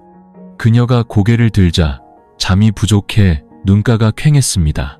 질문이 하나 있소. 네? 만약 언젠가 내가 예전처럼 빨리 걷지 못하고 손을 떨고 말을 더듬게 되면 귀찮아하지 않겠소? 서유는 웃었습니다. 부드러우면서도 먹먹한 미소였죠. 제가 두려운 건 지금처럼 기장님이 잠든 모습을 볼 수 없을 만큼 제가 늙어버리는 날이에요. 박 기장은 그녀의 손 위에 자신의 손을 얹었습니다. 당신과 결혼하고 싶소. 화려한 파티도 눈부신 드레스도 없이 그냥 작은 파티에 당신과 나, 그리고 당신의 수강생들만 초대해서 내가 당신의 연인일 뿐만 아니라 남편이라는 증명서 한 장만 있으면 돼요. 서유는 얼어붙었습니다. 지난 몇 년간 그녀는 결혼식을 꿈꿔본 적이 없었죠. 그들의 사랑은 풍파와 여론, 과거와 나이를 넘어 오직 신뢰만이 남아 있었습니다. 하지만 무릎 꿇지도 다이아몬드 반지도 없는 그 소박한 청혼이 그녀를 울게 만들었습니다. 네, 좋아요. 하지만 조건이 하나 있어요. 뭐요? 아주 오래 사셔야 해요. 그래서 매일 아침 기장님이 타주시는 차를 마실 수 있고 매일 밤 아무리 피곤해도 저를 기다려주는 사람이 있도록요. 박 기장은 그녀를 품에 안았습니다. 밖에는 봄비가 부드럽게 내리고 있었고 샹들리에도 벨벳 의자도 없는 작은 방 안에는 단단한 돌 위에서 피어난 꽃처럼 정성껏 지켜온 사랑을 간직한 두 사람만이 있었습니다. 여전히 피어나고 여전히 향기로운 결혼식은 늦가을 어느 오후 박 기장과 이서윤이 자주 산책하던 오래된 동네의 작은 정원에서 열렸습니다. 화려한 무대도 불꽃놀이도 시끄러운 음악도 없이 오직 수십 명의 가까운 지인들, 서윤의 수강생들, 박 기장의 옛 동료들, 그리고 그들의 사랑 이야기처럼 따뜻하고 바람없는 하늘만이 있었습니다. 신부는 베일도 보석도 없는 소박한 흰색 실크 한복을 입었습니다. 서윤의 얼굴은 온화했고 눈빛은 반짝였습니다. 립스틱이나 화장 때문이 아니라 진정으로 행복했기 때문이었죠. 박 기장은 옅은 회색 정장을 입었고 가슴에 꽃을 달 때 손이 살짝 떨렸지만 애써 미소를 지었습니다. 60세에 가까운 나이에 이렇게 긴장되는 것은 처음이었습니다. 줄에는 박 기장의 옛 수강생으로 지금은 부기장이 된 사람이 맡았습니다. 그는 감동에 젖어 말했습니다. 저는 조종사가 하늘의 폭풍우와 맞서는 가장 용감한 사람이라고 생각했습니다. 하지만 오늘 저는 박 기장님이야말로 가장 용감한 분이라는 것을 깨달았습니다. 여론과 나이, 과거와 맞서 한 사람을 온전한 마음으로 사랑하셨기 때문입니다. 우레와 같은 박수 소리가 터져 나왔습니다. 서유는 눈시울을 붉히며 박 기장 곁으로 다가가 손을 잡았습니다. 아무도 말을 하지 않았지만 그 순간 과거의 날카로웠던 시선들은 모두 사라지는 듯 했습니다. 충분한 시련을 거친 사랑은 설명이 필요 없었습니다. 그것은 서로를 바라보는 방식, 감사 인사를 할 때의 떨리는 목소리, 그리고 그 자리에 있는 모든 사람의 눈빛 속에 분명히 존재했습니다. 가장 큰 놀라움은 예식이 거의 끝날 무렵 일어났습니다. 민준이 나타난 것이죠. 아무도 예상치 못했고 초대하지도 않았지만 그는 와서 멀리 조용히 서 있었습니다. 좌석에 끼어들지도 시선을 끌지도 않았죠. 서유는 잠시 당황했고 박 기장은 아들을 보고 시선이 가라앉았지만 원망은 없었습니다. 오직 혈연은 강요할 수 없고 쌓아 올려야만 한다는 것을 받아들인 아버지의 평온함만이 있었죠. 민주는 잠시 서 있다가 다가와 두 사람에게 고개를 숙여 인사하고는 서윤에게 작은 편지 봉투 하나를 건넸습니다. 지금 읽을 필요는 없어. 그저 너무 많은 잘못을 저질렀던 사람이 보내는 마지막 몇 줄일 뿐이야. 그 말을 하고 민주는 돌아섰습니다. 구차한 사과도 어색한 화해도 없이 몇 달간의 고뇌 끝에 내린 하나의 놓아줌이었습니다. 서윤은 그의 뒷모습을 바라보며 마음이 가벼워지는 것을 느꼈습니다. 더 이상 미움도 아픔도 없었죠. 과거는 한때 그녀를 무너뜨렸지만 이제는 그저 그림자일 뿐이었습니다. 그녀는 빛 속에 설 만큼 충분히 강해져 있었으니까요. 그날 밤 손님들이 모두 돌아간 후 서윤과 박 기장은 낡은 집의 섬돌에 앉아 반짝이는 조명 아래 함께 차를 마셨습니다. 민준이가 올 줄은 몰랐소. 그가 조용히 말했습니다. 그애도 내려놓을 필요가 있었겠죠. 우리가 그랬던 것처럼요. 용서받기 위해서가 아니라 자신만의 방식으로 다시 시작하기 위해서요. 서윤이 먼 곳을 바라보며 대답했습니다. 박 기장은 그녀의 손을 잡았습니다. 두렵지 않소? 아니요. 결국 이 세상에서 가장 아름다운 건 부자나 젊은 사람, 완벽한 사람과 결혼하는 게 아니라 폭풍우를 함께 헤쳐나가줄 용기 있는 사람과 결혼하는 거라는 걸 알았으니까요. 박 기장은 미소 지었습니다. 나무 그늘 아래 마지막 매미 소리가 울려 퍼지는 가운데 바람에 흔들리는 불빛 속에서 전혀 관계없어 보이던 두 사람, 한 세대가 넘는 차이를 가진 두 사람이 이제는 마치 오래전부터 운명이었던 것처럼 나란히 앉아 있었습니다. 그리고 그 사랑은 누구의 인정도 필요 없었습니다. 그들 자신이 기다림과 투쟁, 그리고 마침내 용서로 이어진 고된 여정을 통해 증명했으니까요. 삶은 그 자체로 증명이었습니다.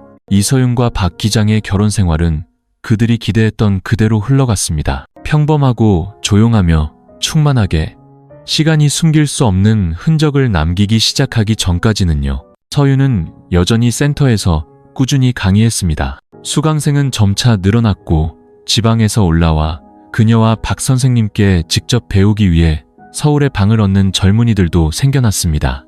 학생들이 박 기장을 선생님이라고 부르는 것을 보며 서윤은 그들의 사랑이 뿌린 씨앗이 이제 젊은 세대에게서 꽃을 피우고 있다는 소박한 행복감을 느꼈습니다. 하지만 바로 그때 나이라는 문제가 뚜렷하게 나타나기 시작했습니다. 박 기장은 어깨 통증과 어지럼증을 호소했고 강의 후에는 자주 피로감을 느꼈습니다. 서윤은 그의 손이 가끔 미세하게 떨리며 예전처럼 단단하지 않다는 것을 알아차렸죠. 한 번은 강의 도중 비틀거리며 쓰러질 뻔해 수강생들을 놀라게 한 적도 있었습니다. 서윤이 그를 병원에 데려가자 의사는 진단했습니다. 뇌혈액순환장애, 경추퇴행, 그리고 불안정한 혈압입니다. 생활 습관을 조절하면 심각하진 않지만 스트레스와 오래 서 있거나 말하는 것을 줄여야 합니다. 집으로 돌아오는 차 안에서 박 기장은 애써 안심시키려는 듯 웃었습니다. 괜찮아. 늙으면 다 그런 거지. 내가 당신이 누군지 잊지만 않으면 되는 거 아니겠소? 하지만 서윤은 웃을 수 없었습니다. 그녀는 오는 내내 침묵했고 마치 자신을 다독이려는 듯 하얀 옷자락을 꽉 쥐었습니다. 한 달 후 박 기장은 자발적으로 센터 강의에서 물러나겠다고 했습니다. 그는 게시판에 손편지 하나를 붙였습니다. 선생님이 잠시 쉬려고 합니다. 열정이 식어서가 아니라 전해야 할 것은 이미 다 말했고 살아봐야만 알 수 있는 것들은 여러분이 직접 나아가야 한다고 믿기 때문입니다. 수강생들은 울었고 서윤도 울었습니다.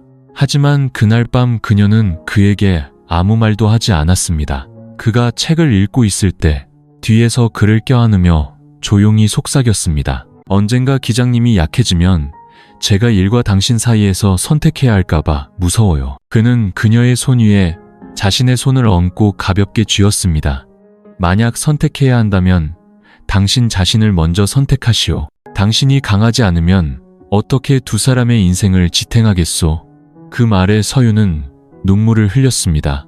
그는 항상 그랬습니다. 결코 요구하지 않고 항상 그녀가 자기 자신으로 살 수 있는 방법을 찾아주었죠. 하지만 인생은 언제나 순탄하지만은 않았습니다.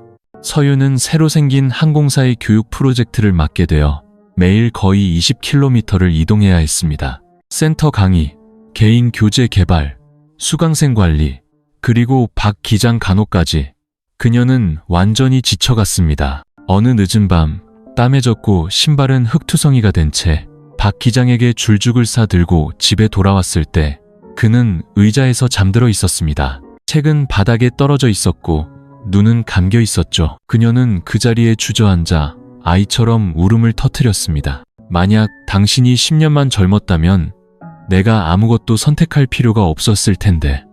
그녀가 속삭이며 그의 머리를 부드럽게 쓰다듬었습니다. 갑자기 그가 눈을 떴습니다. 피곤한 목소리였지만 애써 농담을 던졌죠. 10년 젊었으면 다른 아가씨들이 당신을 뺏어갔을 거요. 서윤은 눈물 속에서 웃음을 터뜨리며 그를 꽉 껴안았습니다. 아프지 마세요. 당신 없는 삶에 익숙해질 만큼 오래 살지 않았단 말이에요. 다음 날 아침, 그는 책상 위에 편지 한 통을 남겨두었습니다. 만약 언젠가 내가 당신과 함께 걷지 못하게 된다면 나를 만나기 전에 당신처럼 계속 살아가시오. 강하고 당당하게, 그리고 항상 자신을 사랑할 줄 알면서 나는 죽음이 두렵지 않소. 다만 우리가 미처 다 깨뜨리지 못한 편견 속에 당신을 홀로 남겨두게 될까봐 두려울 뿐이오. 서윤은 편지를 읽고 목이 메었습니다. 하지만 고통이나 혼란 대신 그녀는 고개를 들어 눈물을 닦고 노트북을 열어 쓰다만 강의안을 계속 써 내려갔습니다. 한 줄 한 줄 그녀는 그가 책이 아닌 사랑으로 가르쳐준 강인함을 담아냈습니다. 12월이 되자 건조하고 차가운 바람이 불어왔고 서울은 잿빛 겨울 옷을 입었습니다. 이서윤의 삶도 결혼 이후 가장 어두운 날들로 접어들었죠. 그것은 한 월요일 아침이었습니다. 서윤이 막 온라인 강의를 시작했을 때 전화벨이 계속 울렸습니다. 박 기장이 자주 들러 정원을 가꾸던 옛 동네의 이웃이었습니다. 서윤 씨, 박 선생님이 마당에서 쓰러지셨어요. 저희가 구급차를 불렀고 지금 병원으로 가고 있어요. 서윤의 귀가 멍해졌습니다. 그녀는 휴대폰을 책상에 던지고 서둘러 코트를 집어들었습니다. 수업 중이던 학생들을 남겨둔 채였죠. 택시를 잡는 그녀의 손은 심하게 떨렸고 입으로는 병원 주소를 더듬거렸습니다. 태어나서 처음으로 숨을 쉴 수 없을 만큼 두려웠습니다. 병원에 도착했을 때 박 기장은 이미 응급실로 옮겨진 후였습니다. 간호사는 서윤을 들여보내주지 않고 급하게 말했습니다. 환자분은 고혈압 병력이 있으셨고 이번에 가벼운 뇌졸중이 왔습니다. 다행히 빨리 오셨어요. 그녀는 의자에 주저앉았고 걷잡을 수 없이 눈물이 흘렀습니다. 얼굴은 창백해졌고 두 손을 꽉 쥐었지만 여전히 떨렸죠. 그녀는 늘 자신 앞에서 굳건했던 남자, 수천 번의 대륙 횡단 비행을 조종했던 그가 이제 응급실 문 뒤에서 기계의 의지에 숨을 쉬고 자신의 부름을 듣지 못한다는 사실을 믿을 수 없었습니다. 그녀는 자신이 너무나 작고 무력하며 그 어느 때보다 외롭다고 느꼈습니다. 1시간 후 의사는 박 기장이 위험한 고비는 넘겼지만 가벼운 혈전 증상이 보여 면밀히 관찰해야 하며 운동 능력 회복 여부는 아직 불확실하다고 알렸습니다. 서윤은 병실로 들어갔습니다. 침대에 조용히 누워있는 그의 얼굴은 수척했고 팔다리는 힘없이 늘어져 있었죠. 그녀는 곁에 앉아 그의 손을 잡고 목맨 소리로 말했습니다. 아직 말 못했는데 저 새로운 항공사 교육관리직 제안 거절했어요. 안 갈 거예요. 여기 당신 곁에 남기로 했으니까요. 그의 눈은 감겨 있었지만 손이 미세하게 움직였습니다. 서윤은 흐느꼈습니다. 모든 계획과 꿈이 이제는 작아 보였습니다. 그가 혼자 여기에 누워 있어야 한다면 어떤 직함도 화려한 경력도 원치 않았습니다. 그 후 며칠은 당사자만이 이해할 수 있는 힘겨운 여정이었습니다. 아침에는 약과 물리치료를 챙기고 오후에는 온라인 강의를 하고 저녁에는 병실 의자에서 쪽잠을 잤습니다. 센터는 잠시 문을 닫았고 수강생들은 격려의 메시지를 보냈습니다. 몇몇 나이든 수강생들은 교대로 병원에 와서 그녀 대신 간호를 돕기도 했습니다. 낯선 이들의 친절함은 서윤을 더욱 강하게 만들었지만 재정적인 압박이 그녀를 짓누르기 시작했습니다. 병원비, 약값, 재활치료비, 모든 것이 비쌌습니다. 서윤은 절약하며 살았지만 이렇게 길어질 상황에 대비하지는 못했죠. 한 번은 급하게 옛 동기에게 돈을 빌려야 했고 한 번은 박 기장에게 가장 좋은 영양식을 사주기 위해 점심을 굶기도 했습니다. 그가 깨어나 미안하다고 말하려 할 때마다 서윤은 화난 척했습니다. 미안해하지 마세요. 그냥 건강해지기만 하면 돼요. 그는 힘없이 웃으며 약하게 손을 들어 그녀의 머리를 쓰다듬었습니다. 아픈 건 두렵지 않소. 다만 당신이 너무 지쳐서 나를 떠날까봐 두렵소. 떠날 거예요. 당신 약 사러요. 그녀는 미소를 지었지만 눈물은 여전히 흘렀습니다. 어느 비 내리는 저녁, 복도에서 쪽잠을 자고 있을 때 서윤은 윤혜진 씨로부터 문자를 받았습니다. 서윤아, 소식 들었다. 필요한 게 있으면 주저 말고 말하렴. 과거가 어땠든 현재 너는 가족이니까. 결혼한 이후 처음으로 서윤은 아이처럼 소리내어 울었습니다. 절망 때문이 아니었습니다. 수개월간의 투쟁 끝에 그들의 사랑이 마침내 가장 단단했던 마음까지 움직였다는 것을 알았기 때문이었죠. 뇌졸중 후 3주, 박 기장은 중환자실에서 재활병동으로 옮겨졌습니다. 위험한 상태는 아니었지만 왼쪽 몸은 여전히 약했고 왼손은 거의 움직일 수 없었으며 걷는 것은 목발과 간호사의 도움이 필요했습니다. 대륙을 횡단하는 비행기를 조종하던 남자가 하룻밤 사이에 침대 한쪽에 누워 숟가락을 들 때 손을 떨고 일기 몇 줄을 쓰려 할 때 눈이 흐려지는 환자가 되었습니다. 자부심 강하고 침착했던 그에게 이것은 사고 자체보다 더 큰 상실이었습니다. 서윤은 그것을 매일, 매시간 느꼈습니다. 그녀는 그를 탓하지도 불평하지도 않았지만 피로는 조용히 그녀의 마음을 갉아먹었습니다. 어떤 밤에는 병상 곁에서 뜬 눈으로 밤을 새우고 침대 난간에 머리를 기댄 채 소리 없이 눈물을 흘려 옷을 적셨습니다. 어느 날 아침 간호사가 박 기장의 붕대를 갈아준 후 서윤은 작은 가방 하나를 들고 병실로 들어왔습니다. 그게 뭐요?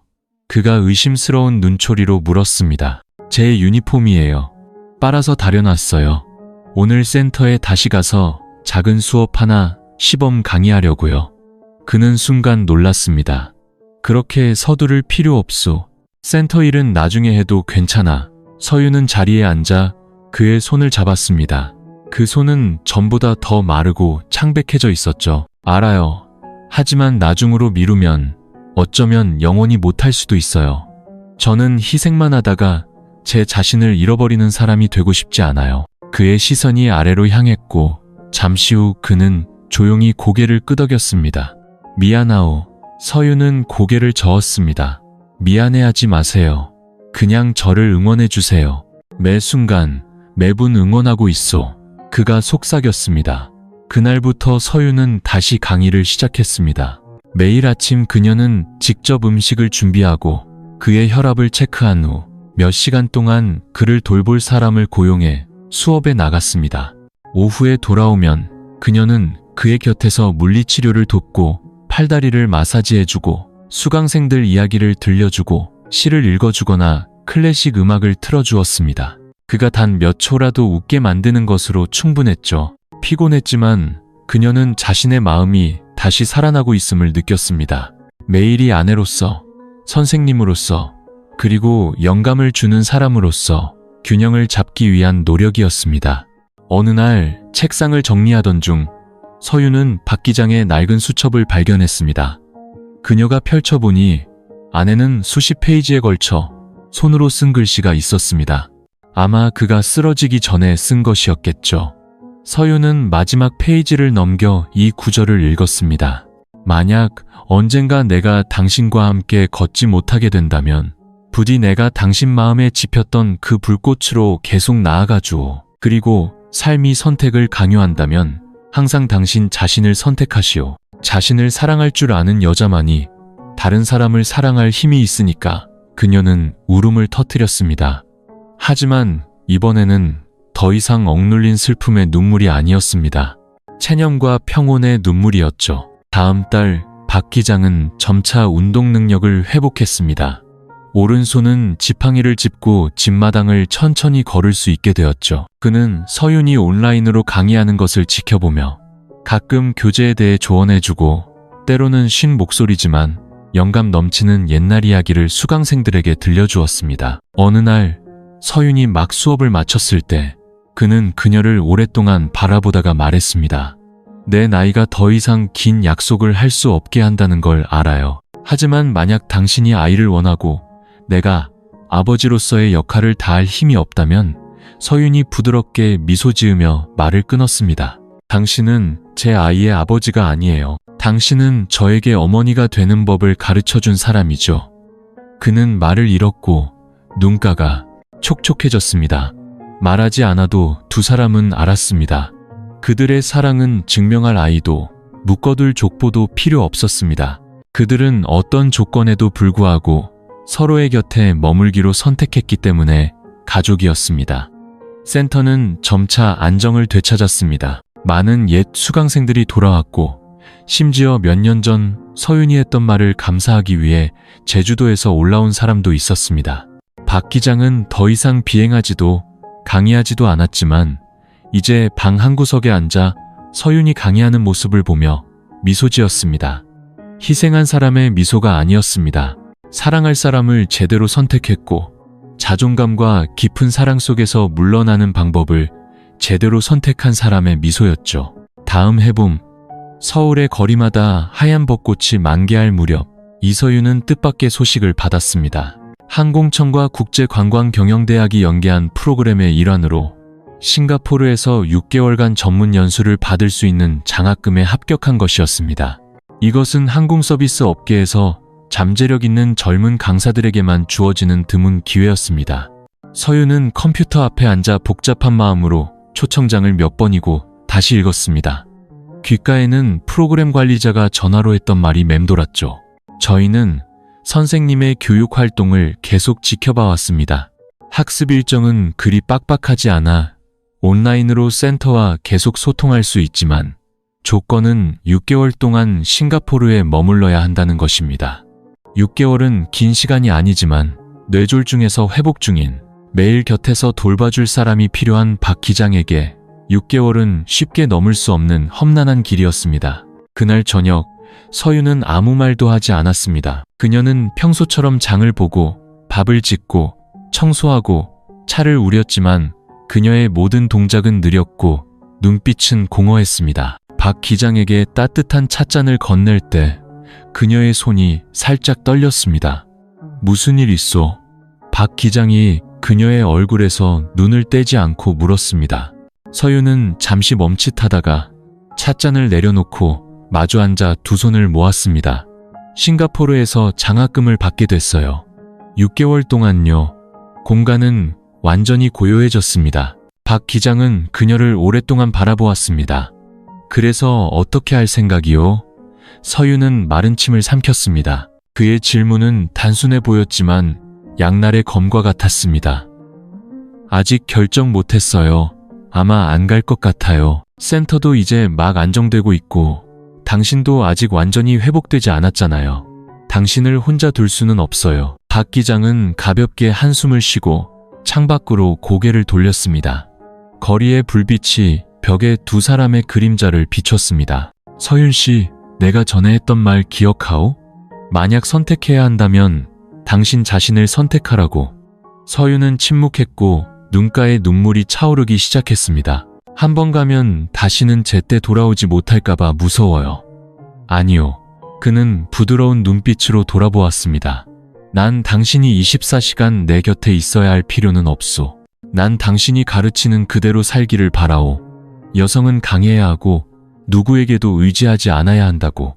설령 자신을 가장 사랑하는 사람이라도 말이오. 하지만 당신은 난 지팡이를 짚을 수도 있고 스스로 주사 놓는 법을 배울 수도 있고 시간제 간호사의 도움을 받을 수도 있어. 하지만 당신이 나 때문에 기회를 잃었다는 느낌으로 사는 건 견딜 수 없소. 그건 병보다 더 아픈 일이오. 서윤은 울음을 터뜨리며 그에게 달려가 그의 어깨에 얼굴을 묻었습니다. 정말 저를 보낼 수 있겠어요? 보낼 수 있소. 돌아오겠다고 약속만 한다면. 약속할게요. 떠나기 전 몇 주 동안 서윤은 온라인 강의안을 만들고 조교를 뽑고 매일 밤 박 기장과 화상 통화를 할 스케줄을 짰습니다. 수강생들은 아쉬워했고 그는 매일 감기약을 챙기라느니 말린 생강차를 잊지 말라느니 너무 무리하지 말라며 당부했습니다. 비행기 타는 날 박 기장은 느린 걸음으로 직접 빌린 택시를 타고 그녀를 배웅하러 왔습니다. 그는 공항 대합실에서 오랫동안 그녀의 손을 잡고 있었습니다. 6개월 뿐이요. 기다릴 거요. 너무 보고 싶으면 전화할게. 하지만 전화하지 않더라도 잊어서가 아니라 당신이 안심하고 공부하길 바라기 때문이라는 걸 알아주오. 서윤은 다시는 안을 수 없을 것처럼 그를 껴안았습니다. 매일 밤 전화할게요. 그리고 하루가 지날 때마다 새로 배운 걸 하나씩 기록해서 당신에게 들려줄게요. 그리고 난 더 천천히 사는 법을, 당신을 방해하지 않으면서 당신을 그리워하는 법을 배울 거요. 비행기가 이륙할 때 이서윤은 창가에 앉아 이 사랑이 시작된 곳인 박 기장이 처음 써준 편지가 끼워진 작은 수첩을 꽉 쥐었습니다. 그녀는 앞으로 무엇이 기다리고 있을지 몰랐지만 한 가지는 분명히 알았습니다. 자신이 감히 자신을 위해 살아야만 사랑하는 사람을 지킬 힘이 생긴다는 것을요. 그리고 햇살이 비치는 작은 방에서 박 기장은 지팡이를 짚고 일어나 하늘을 올려다보았습니다. 그는 웃었습니다.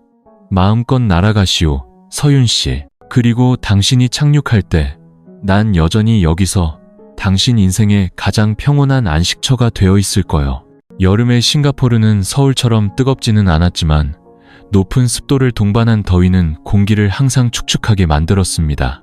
이서윤은 빡빡한 일정으로 학업을 시작했습니다.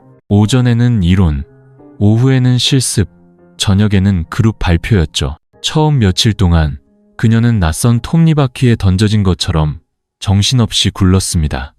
언어, 학습 방식, 문화적 차이, 모든 것이 새롭고 벅찼습니다.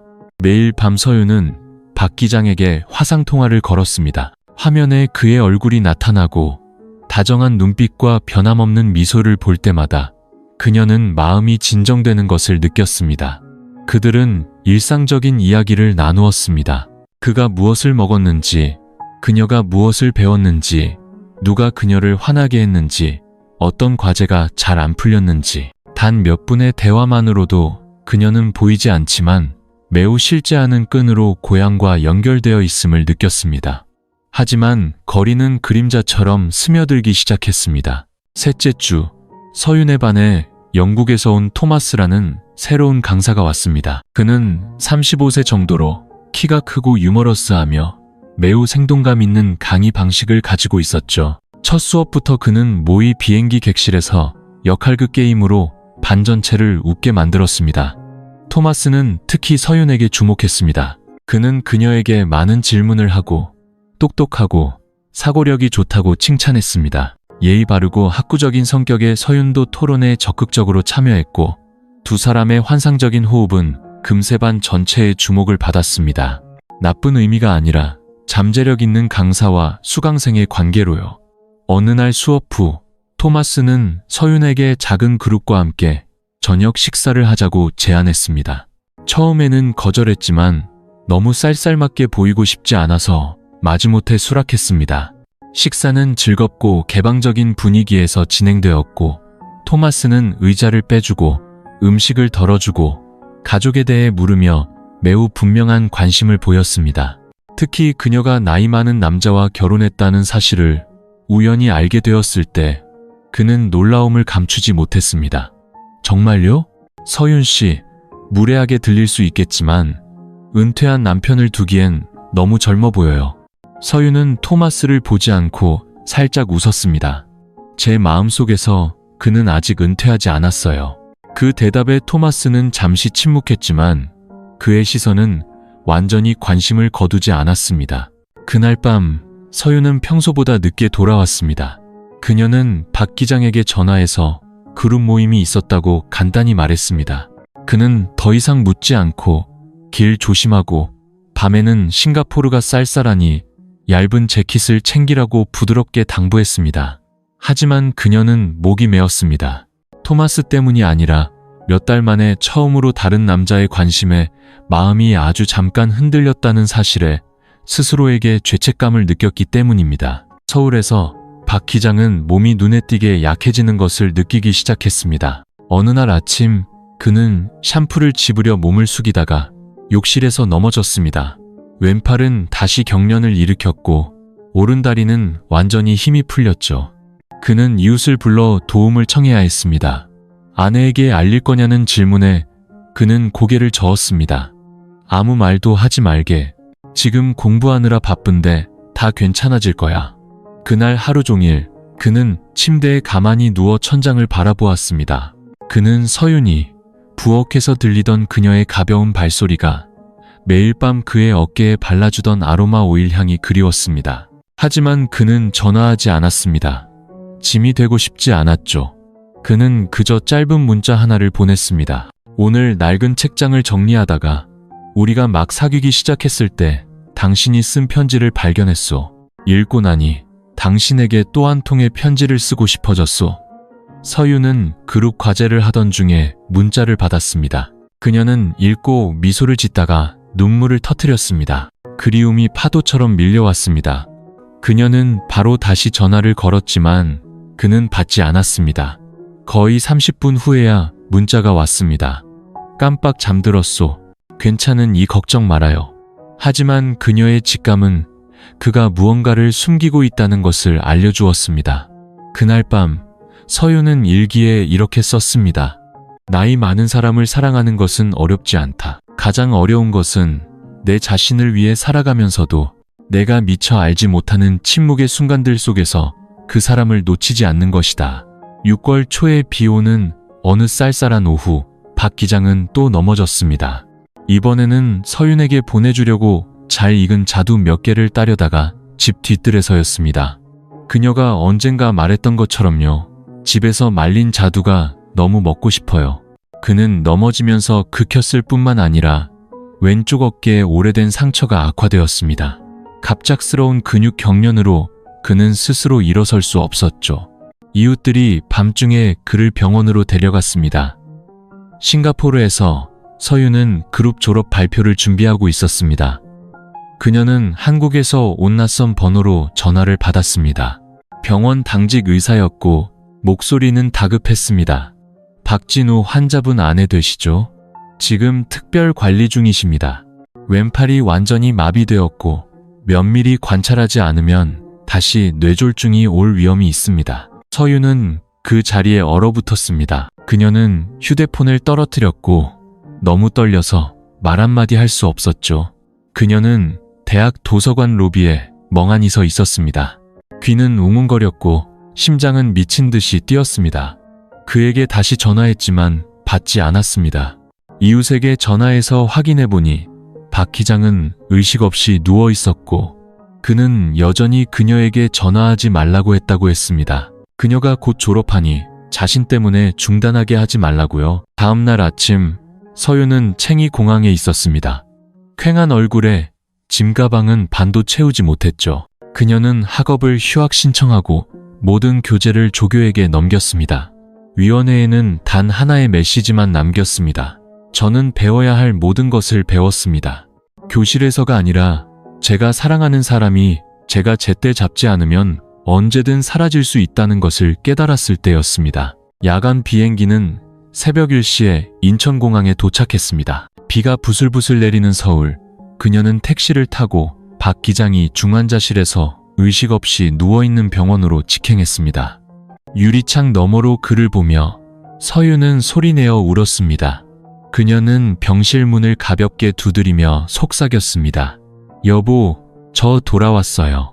먼저 가면 안 돼요. 저 아직 시험도 안 끝났고 당신 아직 제 졸업식도 못 봤잖아요. 그녀는 앙상하고 창백해진 그의 손을 잡고 자신의 뺨에 가볍게 갖다 댔습니다. 그 차가운 감촉이 무섭도록 두려웠습니다. 사흘 후 박 기장은 의식을 되찾았습니다. 서유는 침대 곁에 앉아 있었습니다. 얼굴은 수척했지만 눈은 밝게 빛났죠. 공부 그만두고 온 거요? 그가 바람처럼 약한 목소리로 물었습니다. 아니요, 그만둔 게 아니에요. 당신을 지키려고 잠시 쉬는 거예요. 그는 창백하게 미소 지었고 눈가가 촉촉해졌습니다. 미안하오. 미안해하지 말라고 했잖아요. 제가 말했잖아요. 그녀는 그의 가슴에 머리를 기대고 약하지만 규칙적인 심장 박동을 들었습니다. 그 순간 그녀는 함께하는 매 순간이 선물이며 희생이라는 단어는 존재하지 않는다는 것을 알았습니다. 2주 후 박 기장은 장기 요양을 위해 집으로 옮겨졌습니다. 서유는 시간제 전문 간호사를 고용했고 자신은 온라인으로 일을 계속하며 집에서 강의하고 센터를 다시 정리해서 생계를 유지하면서 그의 곁을 지켰습니다. 어느 날 오후 두 사람이 발코니에서 차를 마시고 있을 때 박 기장이 말했습니다. 내가 얼마나 더 살 수 있을지 모르겠소. 하지만 당신이 동의한다면 내가 모아둔 돈으로 센터를 확장하고 싶소. 이름은 바람과 구름으로. 바람은 어디든 가는 당신이고 구름은 당신 뒤에서 조용히 함께 나는 나요. 서윤은 눈물을 머금고 웃으며 돌아섰습니다. 만약 언젠가 당신이 비가 된다면요? 그래도 난 당신을 향해 내릴 거요.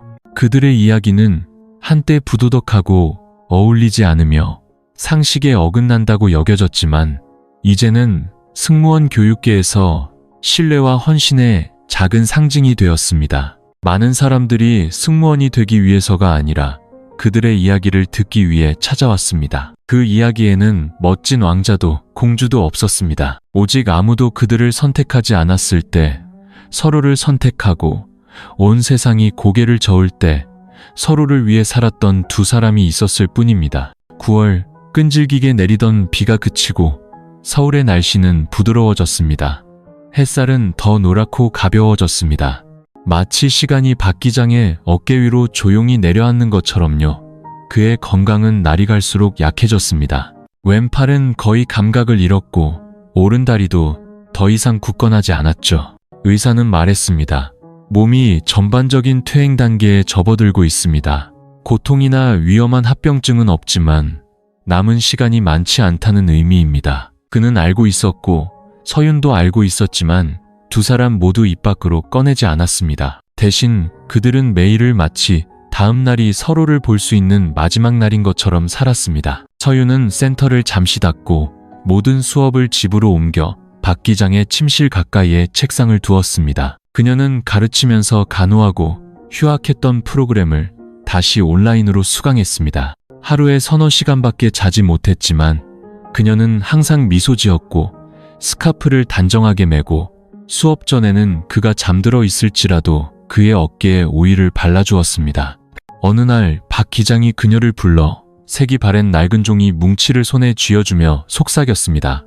이건 지난 1년간 내가 당신에게 쓴 편지들이오.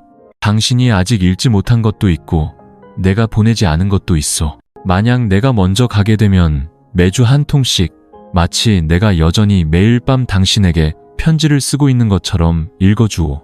서윤은 눈물을 참지 못하고 그를 오랫동안 껴안으며 아이처럼 흐느꼈습니다. 편지 필요 없어요. 그냥 여기 일주일만 더 계셔주시면 안 돼요? 그는 미소 지으며 떨리는 손으로 그녀의 머리를 쓰다듬었습니다. 당신이 졸업할 때까지는 여기 있을 거요. 사흘 후 서윤은 공식 확인서를 받았습니다. 그녀는 중간에 휴학했지만 최고 성적으로 과정을 마친 유일한 학생이라는 특별한 자격으로 국제교육 프로그램 수료증을 받고 명예롭게 졸업하게 될 것이라는 내용이었습니다.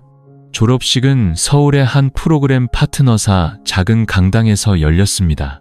서윤은 모든 언론의 초청을 거절하고 단 한 사람만 행사에 동행하게 해달라고 요청했습니다. 그녀의 남편 박진우 씨였습니다. 행사 당일 서윤은 은색 실로 수놓은 흰색 한복을 입고 머리를 단정하게 묶은 채 휠체어에 앉은 박 기장을 부축했습니다. 그녀가 들어서자 강당 전체가 조용해졌습니다. 놀라움 때문이 아니라 존경심 때문이었죠. 사람들은 그녀에게서 부드러움과 강인함을, 그리고 그에게서는 말로 표현할 수 없는 자랑스러운 눈빛을 보았습니다. 사회자가 호명했습니다. 우수 졸업생 이서윤, 항공서비스 교육 분야에서 굳건한 의지와 사랑, 헌신의 상징입니다. 모두가 일어나 박수를 쳤습니다. 서윤은 무대에 올라가 고개를 숙여 명예로운 증서를 받았지만 아래를 내려다보았을 때 박 기장이 손을 흔드는 것을 보았습니다. 그의 오른손은 심하게 떨렸지만 여전히 높이 들려고 애썼습니다. 그녀는 울음을 터뜨렸습니다. 성취감 때문이 아니라 사랑하는 사람이 여전히 맨 앞줄에 앉아 있었기 때문이었습니다.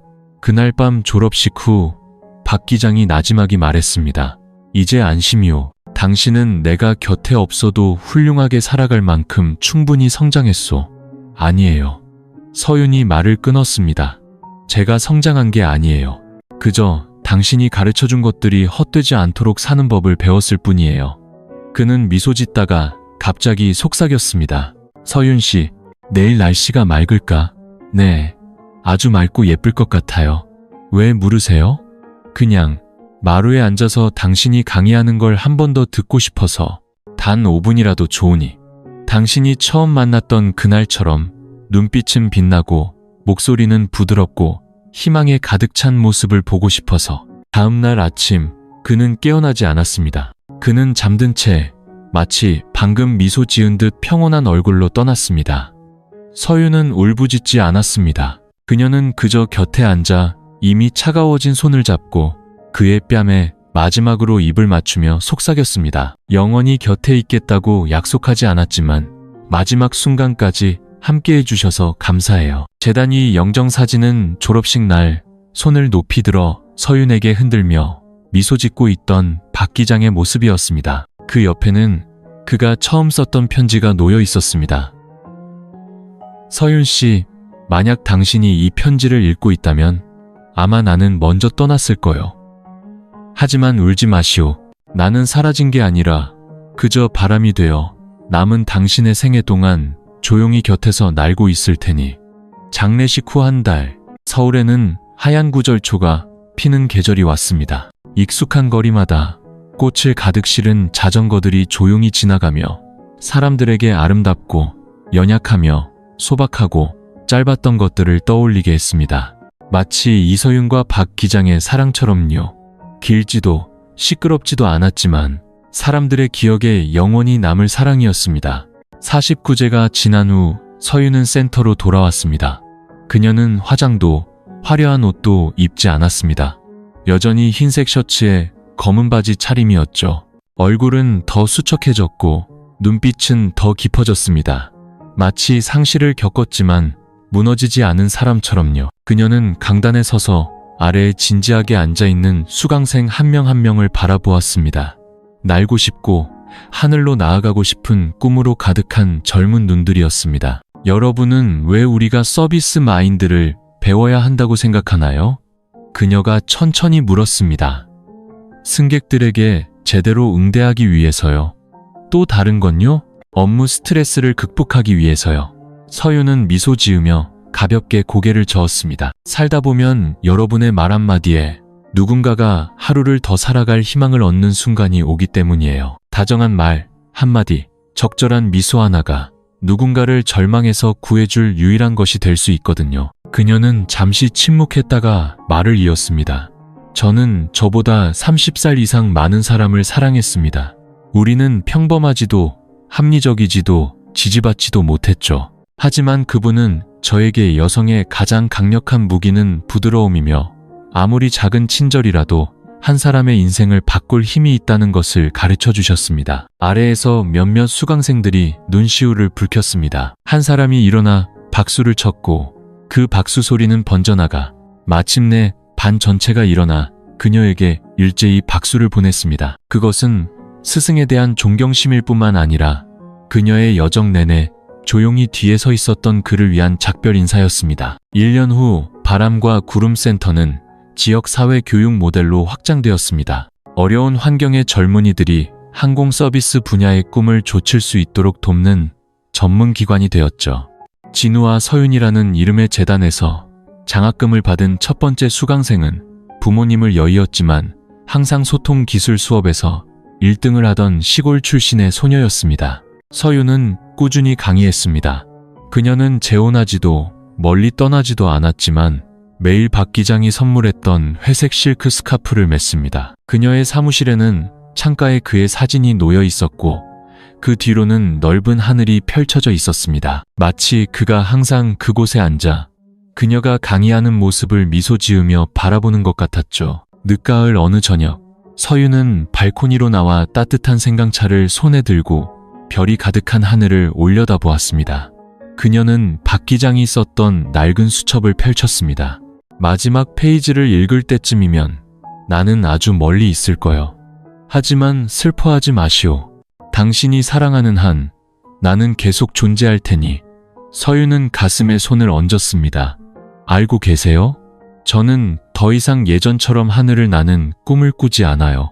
하지만 저는 어린 친구들이 한 계단씩 올라갈 수 있도록 사다리를 지켜주는 사람이 되는 꿈을 꿔요. 그리고 누군가가 굳건히 날아오르는 것을 볼 때마다 어딘가에서 당신이 고개를 끄덕이며 말하는 것 같아요. 잘했소, 서윤 씨. 바람이 그녀의 머리카락을 창턱을 스치며 박 기장의 사진을 살짝 흔들었습니다. 그녀는 눈을 감고 미소 지었습니다. 그리고 저 구름이 어딘가에 처음 만난 그날부터 항상 그랬던 것처럼 그녀를 지켜보는 한 남자가 분명히 있을 것이었습니다. 이서윤과 박 기장의 이야기는 단순히 나이를 초월한 사랑 이야기가 아닙니다. 그것은 선택과 조용한 희생, 그리고 진실한 사랑의 가치에 대한 흔들리지 않는 믿음의 여정이었습니다. 그들은 누구의 인정도 필요로 하지 않았습니다. 그들은 그저 서로를 보고 이해하며 마지막 순간까지 함께했을 뿐입니다. 그 이야기는 우리에게 사랑이란 감히 선택하고 지키는 것임을 가르쳐줍니다. 행복은 완벽함에서 오는 것이 아니라 매일의 다정함과 포용, 그리고 인내에서 온다는 것을요. 때로는 짧은 길을 함께 걸었던 사람이 평생의 흔적을 남기기도 합니다. 그리고 사랑이 충분히 깊어지면 나이도 설명도 필요 없이 오직 두 개의 진실한 마음만으로 충분하다는 것을 말입니다.